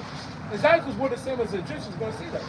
He became the progenitor of the dark races, not the Negroes. Not the Negroes. Not the Negroes. Not the Negroes. The Negroes were a different people than him. Read is going to say who they were. But the Egyptians. But the who? But the Egyptians. So remember, the Egyptians, they come from Ham. Does Israel come from Ham? No. They come from where? The Israelites come from... You got it, brother. You said his name before, brother. The Egyptians come from Abraham. No, brother. The Egyptians come from Ham. They come from Ham. No, real quick. I'm listening. Yeah. You said his name If before, y'all put me on, I'm listening. We got you. You said his name. I got my knowledge, but I'm You said listening to your Ham. knowledge. You said Ham, Japheth, and who's other? And Shem. And Shem. We come from Shem, brother. Right. The Shemites. We come from Shemitic. What the brother said. All right. We come from Shem. So how can we be Egyptian if the Egyptians come from Ham? Those are two different brothers. Right. All right, but listen, Moses' wife Zipporah. Yes, she was African, right? Brother, we agree with that. All right. We agree with that. But the whole point is that they were not the same people. That's what you gotta understand. Right. Just because she became his wife doesn't mean she wasn't from the nation of Israel. Right. You had Moses, who's from the nation of Israel, a Levite, and then you had her. She was a part of another nation, a part of the Hamites. Exactly, brother. Israel and Ham could not be the same people. Why? Because they did not share the same father. You got Shem, and then you got Ham. Two different lineages came from those people. Let's keep reading. It says, not the Negroes, but the Egyptians, Ethiopians, Libyans, and Canaanites. And Canaanites. Those would be the Hamites, brother. You got more on that? All right, Shem. Shem. So this is Shem. It says, second son of Noah and progenitor of the Shemitic race, was born 98 years before the flood. It says, and lived 600 years, outliving his descendants for 9 generations, excepting Eber and Abraham. Excepting what? Eber and Abraham. Yeah, brother, that's where we come from, brother. Eber and Abraham. Not the Hamite damn lineage. Is there more in that case? Come. Understand, brother? Eber and Abraham. That would be the Hebrews. Egyptians, they can't be Hebrew because they don't come from Hebrew. Right. Understand, brother? But God said that Abraham, all the nations will come from you. So it's going to be a whole lot of people. So no, it didn't say all the nations, brother. He didn't say He all said it's the gonna be nations. like the stars in the shoot in the No, he'll sky. be the fathers of many nations. Yeah, That's what I'm fathers of saying. many nations. But not all nations. Right. All nations didn't come from Abraham. Right. Absolutely. What you might be mistaken is when it says that all nations shall be blessed through him. That's what you might be mistaken that with. But that's not what it's talking about. It's not talking about all nations that are going to come from Abraham. Because when you read in Genesis the stories of Abraham, what are other people outside of Abraham? Abraham brother was Lot. Yeah. What nations came out of Lot, brother? Lot with the Sodom and Gomorrah. Yeah, but what nations came out of Lot? Lot. When he lay with his daughters, unwillingly. What nations came out of Lot? I don't know all that. Look at the answer. Huh? Go ahead, read it. The book of Genesis, chapter 19, and verse 36. This is proof right over here how not all nations came from Abraham. Because you had two nations come from Lot himself. Go ahead. It says, thus were both the daughters of Lot with child by their father. Madness. And the firstborn bare a son, and called his name Moab. And called his name what? And called his name Moab. See right there, brother. Moab about to come up the street, too. Chinese person. What? They came up the street. They about to come up the street. They cross the street. The Moabites they was against serving the true God though. Brother, all the nations are against serving the true God. The Moabites, but brother, the Israelites was going to war with the Moabites. Yeah, brother, when you read the book of Judges, we understand that. But the whole point, brother, is that all nations, one, they all serve the true God. We all know that. Absolutely. And they're not from Israel. You will be Israel, brother. Not all nations are a part of Israel. You understand that? We agree with that. Yeah. So, let me ask you, what was the point of saying that? I'm saying that because are you saying like God is going to come back and get who? He's going to come back and get Israel. Deuteronomy said he's going to come back and prepare his people. Who's his We've been people? oppressed. We've been oppressed. Yeah, who's we? The Israelites. Okay, who are the Israelites? Today. I'm gonna say us. And I'm gonna say men of color. I don't know like exactly who, but like men that's been oppressed. Men that have been oppressed. So is he coming to save everybody? Is he coming to save everybody? Nah. No, yeah, that's what we're saying. And the men of color specifically, brother, will be the so-called black Hispanics and Native Americans. So I'm talking about the Indian man. He's getting kicked out of Edison. Yeah, let's get kicked out of Edison, supposedly. Madness, yeah, that was madness. Yes. See, that's who my father named me Benjamin. My name is Benjamin. Okay. He named me after the son of the right hand. You know what I'm saying? Like that's who he named me at. Okay. But to keep it real with you, the reason my skin is light is because of slavery. You see what I'm saying? My father, I get what you're my trying to father say, looked like him. Yeah, I get what you And kind my mother looked like him. Yeah. So why? Yeah, you said why? Yeah, why? Well, brother, I'm gonna be honest. That will go into genetics, and I'm not gonna sit here and break down genetics, brother. There's a reason why. No, what's the reason? It's my grandfather. I'm only 3 generations out of slaves. Like all of y'all here, our great grandmothers were slaves. Yeah. Like imagine what was going on. So you're saying you're talking about race mixing, brother? Yeah. Okay, I understand, but the whole point, brother, we're gonna say it again. You're Israel. That doesn't matter. Yeah. You wrong could get not you wrong. I got some of that in me. Yeah, brother, your dad could have something with a so-called white woman. Listen, brother, your dad could have something with a so-called white woman. Or also your great-grandfather could have something with a so-called white woman. But that doesn't change from you, brother, being an Israelite. The same way Moses was with his wife, who wasn't from Israel. Was his sons Israel? No, it was. It goes by your father, brother. Go to Numbers 1. Oh, yeah. It's the book of Numbers. It's the book of Numbers, chapter 1 and verse 18. And they assembled all the congregation together on the first day of the second month.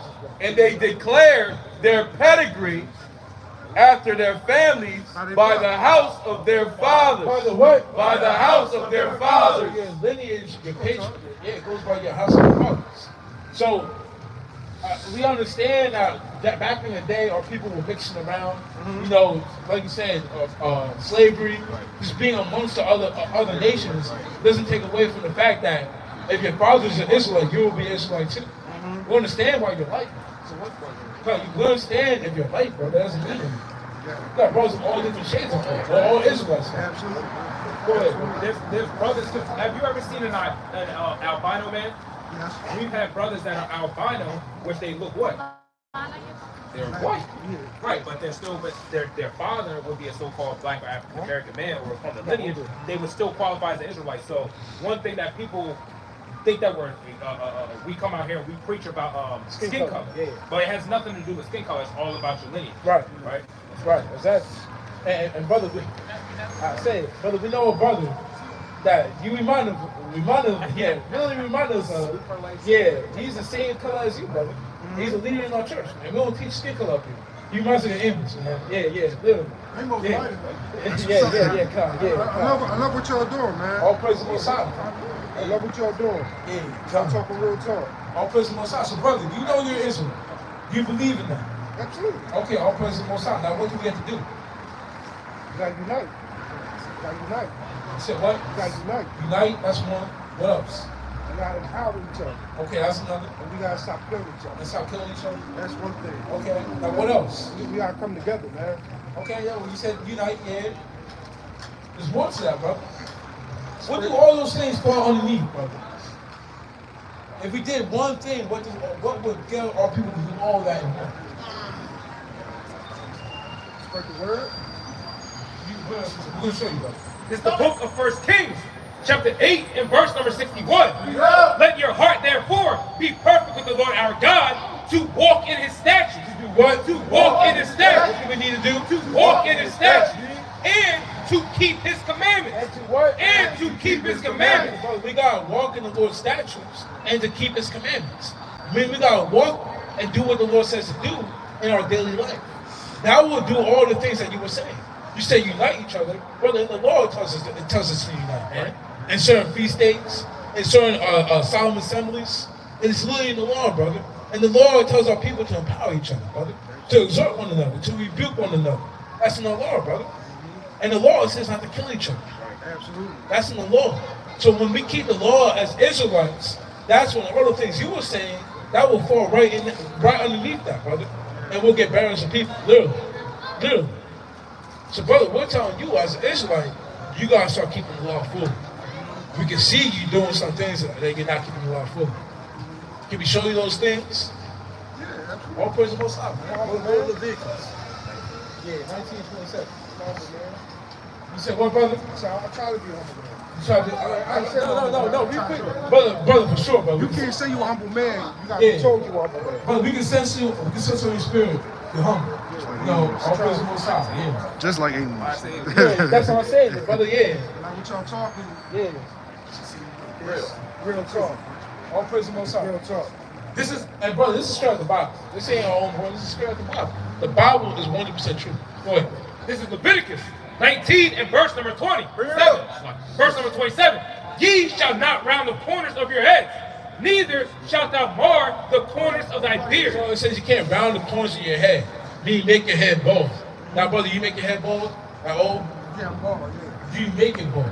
No. You shave it, clean shaving all the way down? Yeah. You do? Well, you can't do that, brother. I'm not gonna actually take off your hat. I'm not doing all that, My brother. hair don't grow though. You understand? Now, Ali, you mind? You mind stepping up? Yeah. Now, can you give me testimony?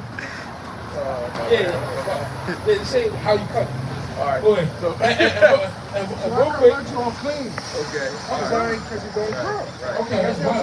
What we're seeing right there, brother, real quick. We see stubble, though. So are you shaving the low, or are you shaving clean off like Michael Jordan and Dan Shaq? I just clean. Okay. So go ahead, brother. All right, brother. My hair used to be all right, like, brother. I got the same issue. I got the same issue you got. You got me? But what I do is I'll shave it off, but I'll take it down to like a 0. So it's still stubble on here. You can't go baby soft. Okay. You can't go baby soft. That's past it. No, that's no. Okay, 1. My bad. Yeah, 1. I said 0. My bad. A 1. So you just take it down to 1. You got to do it a lot more, but you can't go baby soft. That's what this is doing. Right. Because your hair is also an extension of you, and it also does some other things. But you know, that's connecting us to the Most High. All right, that's why he gave you hair under your arms, your legs, and so forth and so on, because your hair has certain jobs to do also. Right. So, brother, you can't shave your head. Right. When you do that, brother, you're following the ways of the heathen. Right. The heathen just shave their head. The Egyptians you were talking about, right? They were shaving their heads, man. Right. Literally, and they had that one. Yeah, they had that one part in the this madness, man. They were shaving their heads. Ponytail. You got something? And that's what the slave masters also do. That's why they shaved all the hair off and you shaved our beards off and everything. That's why they called you boy. No, I'm saying that's what they did. No, I know, but he's about to jump the gun. Yeah, go on to the next one, brother. Hey, brother, real quick. Are you shaving your beard, brother? Not wrong. I trim it up. Brother, you're shaving into it. Huh? You're shaving into it. You're shaving it how you want it to be shaved. Yeah. I can see that, brother. Yeah, but you can't do that, man. However your beard grows, you gotta let it grow out. I'm gonna bring the other back up. Down, yeah, he got this one. Yeah, all praise. Yeah. No, this is so great even if right it's here. spotty at some points, it's yeah, brother. But look at my face, man. I got myself on. I'm on the line. Come on, brother. Yeah. Yeah, you good. I got it. I'll take over for the team. Yeah, look at my beard, brother. Is it grown in? No, it's not. It's damn patchy. It's damn not grown in. I'm trying to get it, but it's not there. You know, the elder right here is right there. Right. He's growing this out all the way, man. Yeah. He's not saying, "Well, I'm gonna do it." He's drawing nice and full, though. You know yeah, but brother, like you got my brother drawing nice. He's drawing full. I hear you, brother, but like I said, I'm an example. I'm not full. I still got to grow out. I'm not shaving this part and saving that and getting a goatee saying it looks better. Yeah. That's how I like it. No, I'm not doing that. I'm letting it grow out the way it's supposed to grow. And then if the Lord gives me a full beard like the elder, all praise the Most High, man. But I got to wear on that and just grow it out. The elder, he's not cutting into his beard. You got something, just I was going to say, so no Fu Man shoes, no Mr. T's, no Samuel L. Jackson. Right. You can trim him up and make it look nice. You can take it down and make it lower, but you can't physically cut parts in it and your eyebrows. Yeah, just let it grow. Gang a damn chin strap, man. Yeah, gang a chin strap. Hold on, 1 second. Elder got, then you got. All right, because the reason why the Most High is telling you not to shave your beard off, because the beard is a manly badge of honor. It's kind of if you look at the animals, actually the lion, as we are, Lion of Judah, the male lion has what? How can a mane? Right. Exactly. And now for you saying your beard being patchy and stuff, that's why we're telling you now not to mar it up. If you look at your beard now, you're cleaning it off all of your neck and stuff, and you cut it down your face. If you let it to grow naturally, maybe the Most High didn't make us all robots. He didn't make us all to look the same. So you got your look, he got his look, he got his look. So how the Most High wants your beard grow, that's how he made it grow. So let it grow like it grow, and you might be surprised. Your beard might not need to be up here. Yours might be under your neck, down to your toes. Yeah. You understand? But you shaving it all the way up. You ain't got it all the way down your neck. Let it grow to its natural growth, where it come in at. Then cut it off from there. So let it come down your neck. And then you never know, it might fall all the way out the way you want it to. Appreciate it, brother. Thank you, King. Thank you. This is Leviticus 19. This is Leviticus 18 and verse number 2. Speak unto the children of Israel and say unto them, I am Yahweh your God. After the doings of the land of Egypt. After the what? After the land. After the doings. Whoa, brother. Where you gotta go, brother? I gotta get something to eat. Whoa, hold up, brother. What day is today, brother? Saturday. And what's Saturday? It ain't the Sabbath. Whoa! Sabbath Sunday. No, brother. Sabbath Sunday. Brother, that's how you gotta stay. What's today, brother? It's a Sabbath day. Saturday? Yes, brother. It's a Sabbath? Brother, when did the Lord say, let's go to Exodus 35. Yeah, brother, you gotta stay here, man. We can't let you go off and sin, brother. For an extra hour. This is the book of Exodus, chapter 35. This is the book of Exodus, chapter 30. 35 and verse 2. It says 6 days shall work be done, but on the 7th day. But on what? But on the 7th day.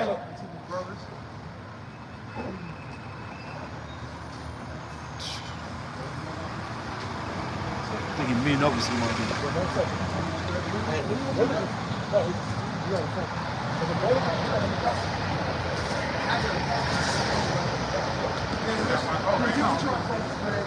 Brother, real quick, brother, we got one more. Oh, yeah, absolutely. Yeah, brother, was that your woman, brother? Yeah. Come on, brother. Brother, come on, brother. Come on, brother. You here with the men of the Lord, man. And you as a man of the Lord, you gotta stay with that, man. I believe it. Okay, so you can't go run off and defile the Sabbath by getting food, man. We're gonna show you. Go ahead. I can't eat today? No, we're not saying I that. got Go ahead. fast? No, we're gonna show you. Go ahead. Exodus 35 and verse 2. But 6 days shall work be done, but on the 7th day. The 7th day, brother. What day of the week is the 7th day? Saturday. Saturday. So how's it Sunday? It's the first day. The church told you that Sunday is the Sabbath day. That's Christianity, brother. That's not according to God. They changed it. Keep reading. But on the 7th day, there shall be to you a holy day, a Sabbath of rest to Yahweh. Whosoever doeth work therein shall be put to death. Ye shall kindle no fire throughout your habitation. What did the Lord say? Ye shall kindle no fire throughout your habitation. I gotta get some hot food. Ye shall kindle no fire throughout your habitation. That's going into cooking, brother. Upon the Sabbath. Upon the Sabbath. That's going into cooking, brother. On the Sabbath, you cannot cook. What? Oh, brother. We got you. As soon as the brother's done, I'm gonna get that question for you, okay? No, it's not a question. Oh, precept? Yeah, but listen. See, here's the thing. When Jesus came, right? That's why we don't do sacrifices no more. That's why we don't sacrifice to the Lord no more, right? Okay, brother. Under that Mosaic law, we don't have to do those same things. So, brother, let me ask you this question. Right? Brother, let me ask you this question. Can I be a murderer? Just go through this. So, brother, when you find out where do you find out? You still gotta keep the law, but you don't gotta give sacrifices to the Lord. You don't gotta sacrifice a bull. So brother, sacrifice bulls, brother, listen, lambs, right? So, listen, brother, listen. Go to Hebrew 25. Brother, we agree with that. We agree with that. Christ is a sacrifice. But what does that have to do with keeping the Sabbath? Under the Mosaic law, you don't gotta do that no more. So, brother, can I be a murderer? No, you can't. Where's it found out that thou shalt not kill is? Where's that at about? That's in the book of the law of Moses. That's in the Mosaic law. So why are you saying after the Mosaic law we don't gotta do, and now you tell me I can't be a murderer? No, you still gotta keep the law. So brother, but for the blood, as for the blood of Christ, we don't have to give those sacrifices no more. Okay, so let me ask this question again. What does that have to do with the Sabbath, brother? We don't gotta keep the Sabbath no more. So brother, again, I'm gonna walk you through it. Can I kill now? No, you can't. You can't steal. You can't steal. You can't. And where's that found? Is that something that your brother wants? Where's that found at? In the Ten Commandments, right? Yes, sir. Is keeping the Sabbath in the Ten Commandments? No. Oh, let's go through it. Go to Exodus 20. This is the book of Exodus, chapter 20 and verse 8. This is in the Ten Commandments. Read. Verse 8. No. Remember the Sabbath day. What did the Lord say? Remember the Sabbath day. What did the Lord say? Remember the Sabbath day. No, it's in the Mosaic law. Remember the Sabbath day. Read. And keep it holy. I'm going to do what I want to do. And keep it holy. 6 days shalt thou labor and do all thy work. But on the 7th day, it is the Sabbath of the Lord thy God. All right, so I can't In that thou shalt not do any work. So, brother, it's not saying you can't eat. It's saying, one, you can't cook, what was reading before, brother. But also, you can't go out and buy food, man. Right. Go to Nehemiah. This is Nehemiah, chapter 10 and 31. We're going to show you. And if the people of the land... Brother, listen. We're going to show you. And we're going to be honest, brother. The Sabbath is about to end, brother. All you got to do is hold it down for 30 more minutes, man. 30 minutes, brother. Just hold it down. So go ahead. We're going to show you, brother. And if the people of the land bring ware... Go ahead, King. And if the people of the land bring ware or any victuals on the Sabbath day to sell, that we would not buy it of them. That what? That we would not buy it of them. We can buy and sell on the Sabbath. That we would not buy it of them on the Sabbath. Real quick, we got one more verse, brother. We got one verse. We got one more verse for you, brother. Ware and victuals, brother, will be merchandise and food. On the Sabbath day, you cannot buy or sell food or merchandise. We're going to show you when it ends. The book of Leviticus. We're going to show you when it ends, brother. And you got to take a flyer, brother. Leviticus 23 and 32. It shall be unto you a Sabbath of rest, and ye shall afflict your souls in the ninth day of the month from even at even. From even until even. How do the days operate? From even until even. What is the Sabbath end? From even until even. From evening until evening. The Sabbath starts Friday at sundown and it ends Saturday at sundown. When that sun goes down, brother, you can go eat that food and get that food, brother. Buy that food. We got cloud for you, brother. So, brother, you gotta remember, brother, on the Sabbath, you cannot cook, buy, sell food. And it's not saying you can't eat, brother. It's not saying you can't eat. You got cold cuts, you got cereal, you got snacks, you got fruits, vegetables, salads, you got all other things. I can find my way around that. Yeah, and also, brother, you can cook before the sun goes down on Friday and eat that food for the next day.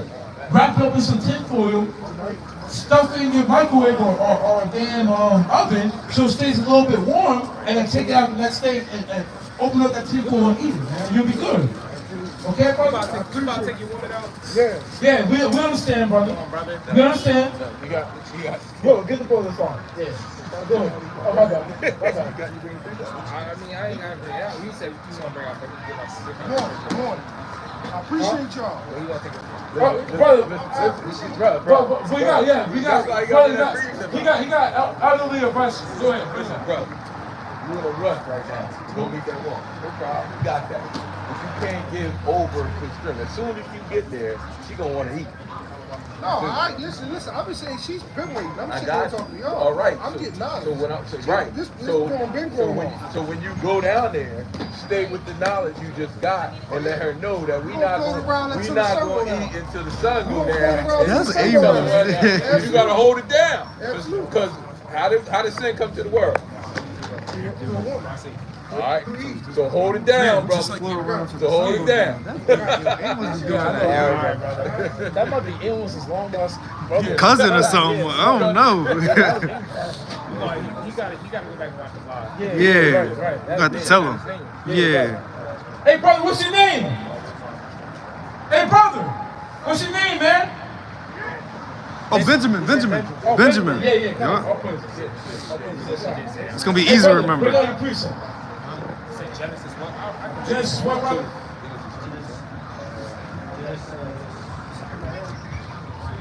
Oh, the Sabbath. Yeah, he's going to the Lord verse 2. Genesis 2 and 2. Come on, go ahead. This is Genesis 2 and verse 2. Bring it out. And on the seventh day, God ended his work. What did the Lord say? And on the seventh day, God ended his work. What's the Sabbath? And on the seventh day, God ended his work, Come on, good precept, brother. Read. which he had made. And he rested. And he did what? And he rested on the seventh day On the seventh day being Sabbath. Read.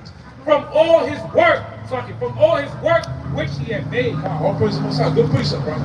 Brother, brother. Man, you got, yeah, about getting them, man. All praise the Most High, brother. Because I got a precept, man. Kyle, all praise the Most High. Yeah, so Lord willing. Sorry. Yeah, Tom. No, he's giving me zeros. Yeah, brother. Yeah, Kyle. Real quick, brother, come back up here, man. Yeah, I got like 15. Hey, brother. Hey, King. Hey, King. Yo, brother, come back up here, brother. Yeah, I forgot his name. Hey, brother. Makai. Yeah, all praise the Most High. Hey, brother. That man, Brother Benjamin, he came up in the midst of what we was talking about. You remember what we was talking about? What? Yeah, the Sabbath day. And what? Oh, yeah, school, brother. Yeah, it was talking about school, brother. Yeah. So, brother, what is going to be your primary focus from now on? The Most High, brother. Exactly. Keep the Most High in the front of your mind. Don't talk to us, sister. School, we out here for you. The things that are going on in the front of your mind. I know y'all cool. Keep the Lord in the front of your mind, brother. That's got to be your main focus from going on forward. You got a precept, King? Okay, come on. That's got to be your main focus going on forward, brother. Is there anything else you're struggling with? Just school and your family? Yeah, you got to keep that on your mind, bro. Don't get restricted. That's what's nationality. Yeah.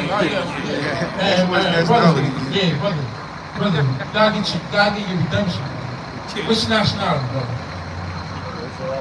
Hebrew Israelite. Brother, it's all gone right.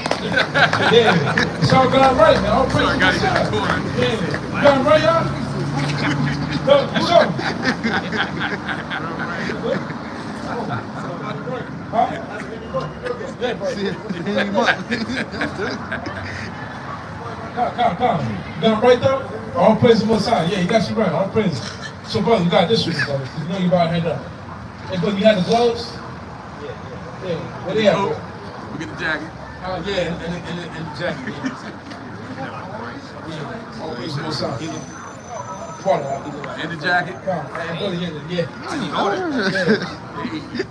And brother, brother, and brother, come back out, brother, and get built up. But next time you come out later, man. Come out later, and you gotta have your gloves and wear some boots, bro. Yeah. Now, those go. Might have a coat for you when you come back out. All right, the sneaks. Yeah. Don't listen to that, brother, man. Play some. Yeah. Come on, I'll play the one side. So, brother, remember, you're Israelite. Don't say American again. Okay, brother? And what's your name, brother? Makai. Oh, brother, like that shit. Makai the Hebrew. I'll play some one side. Shalom, brother.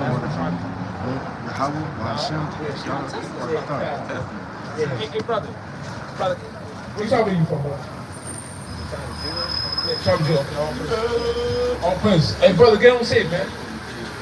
All praise the Most High, bro. Yeah, he gonna get it.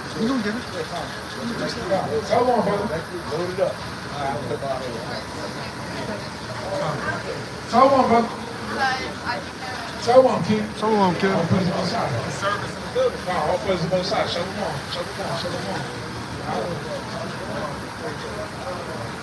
All praise the Most High.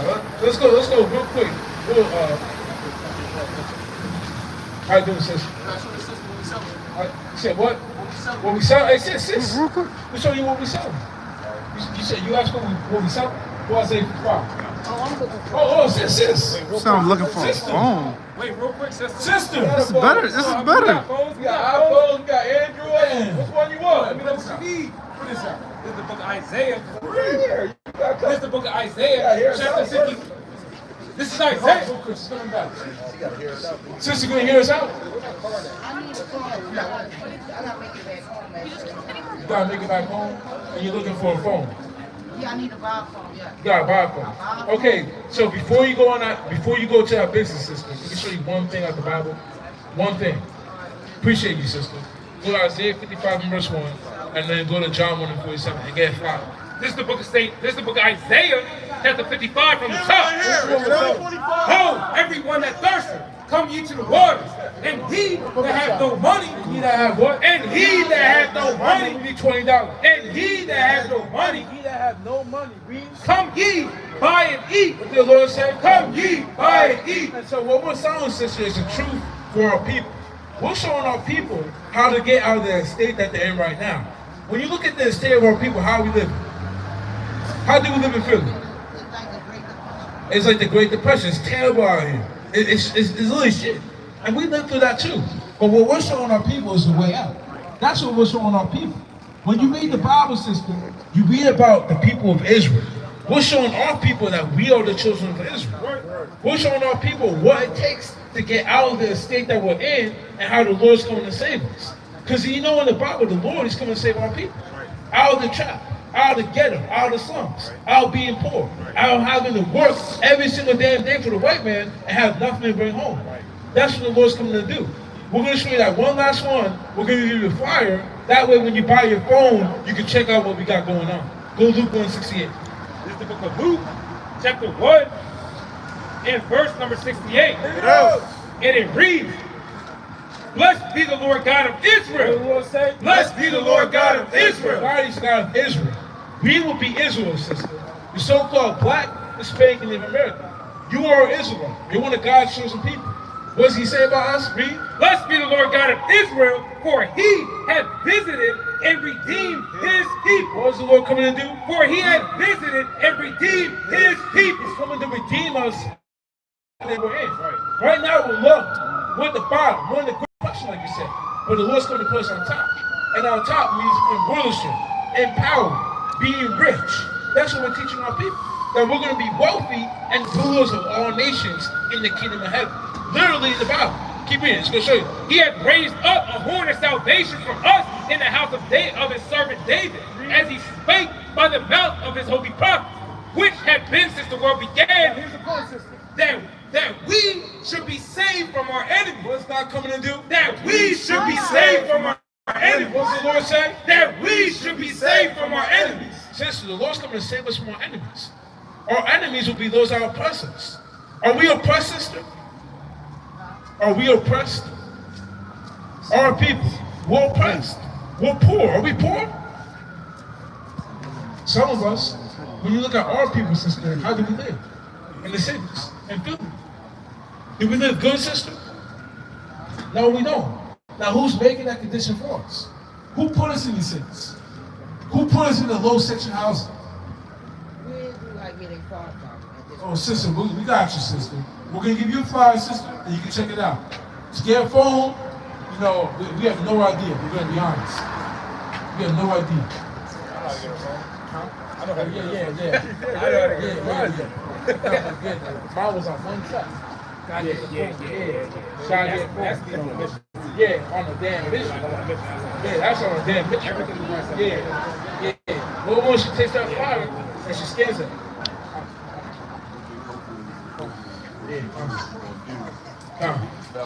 You said what?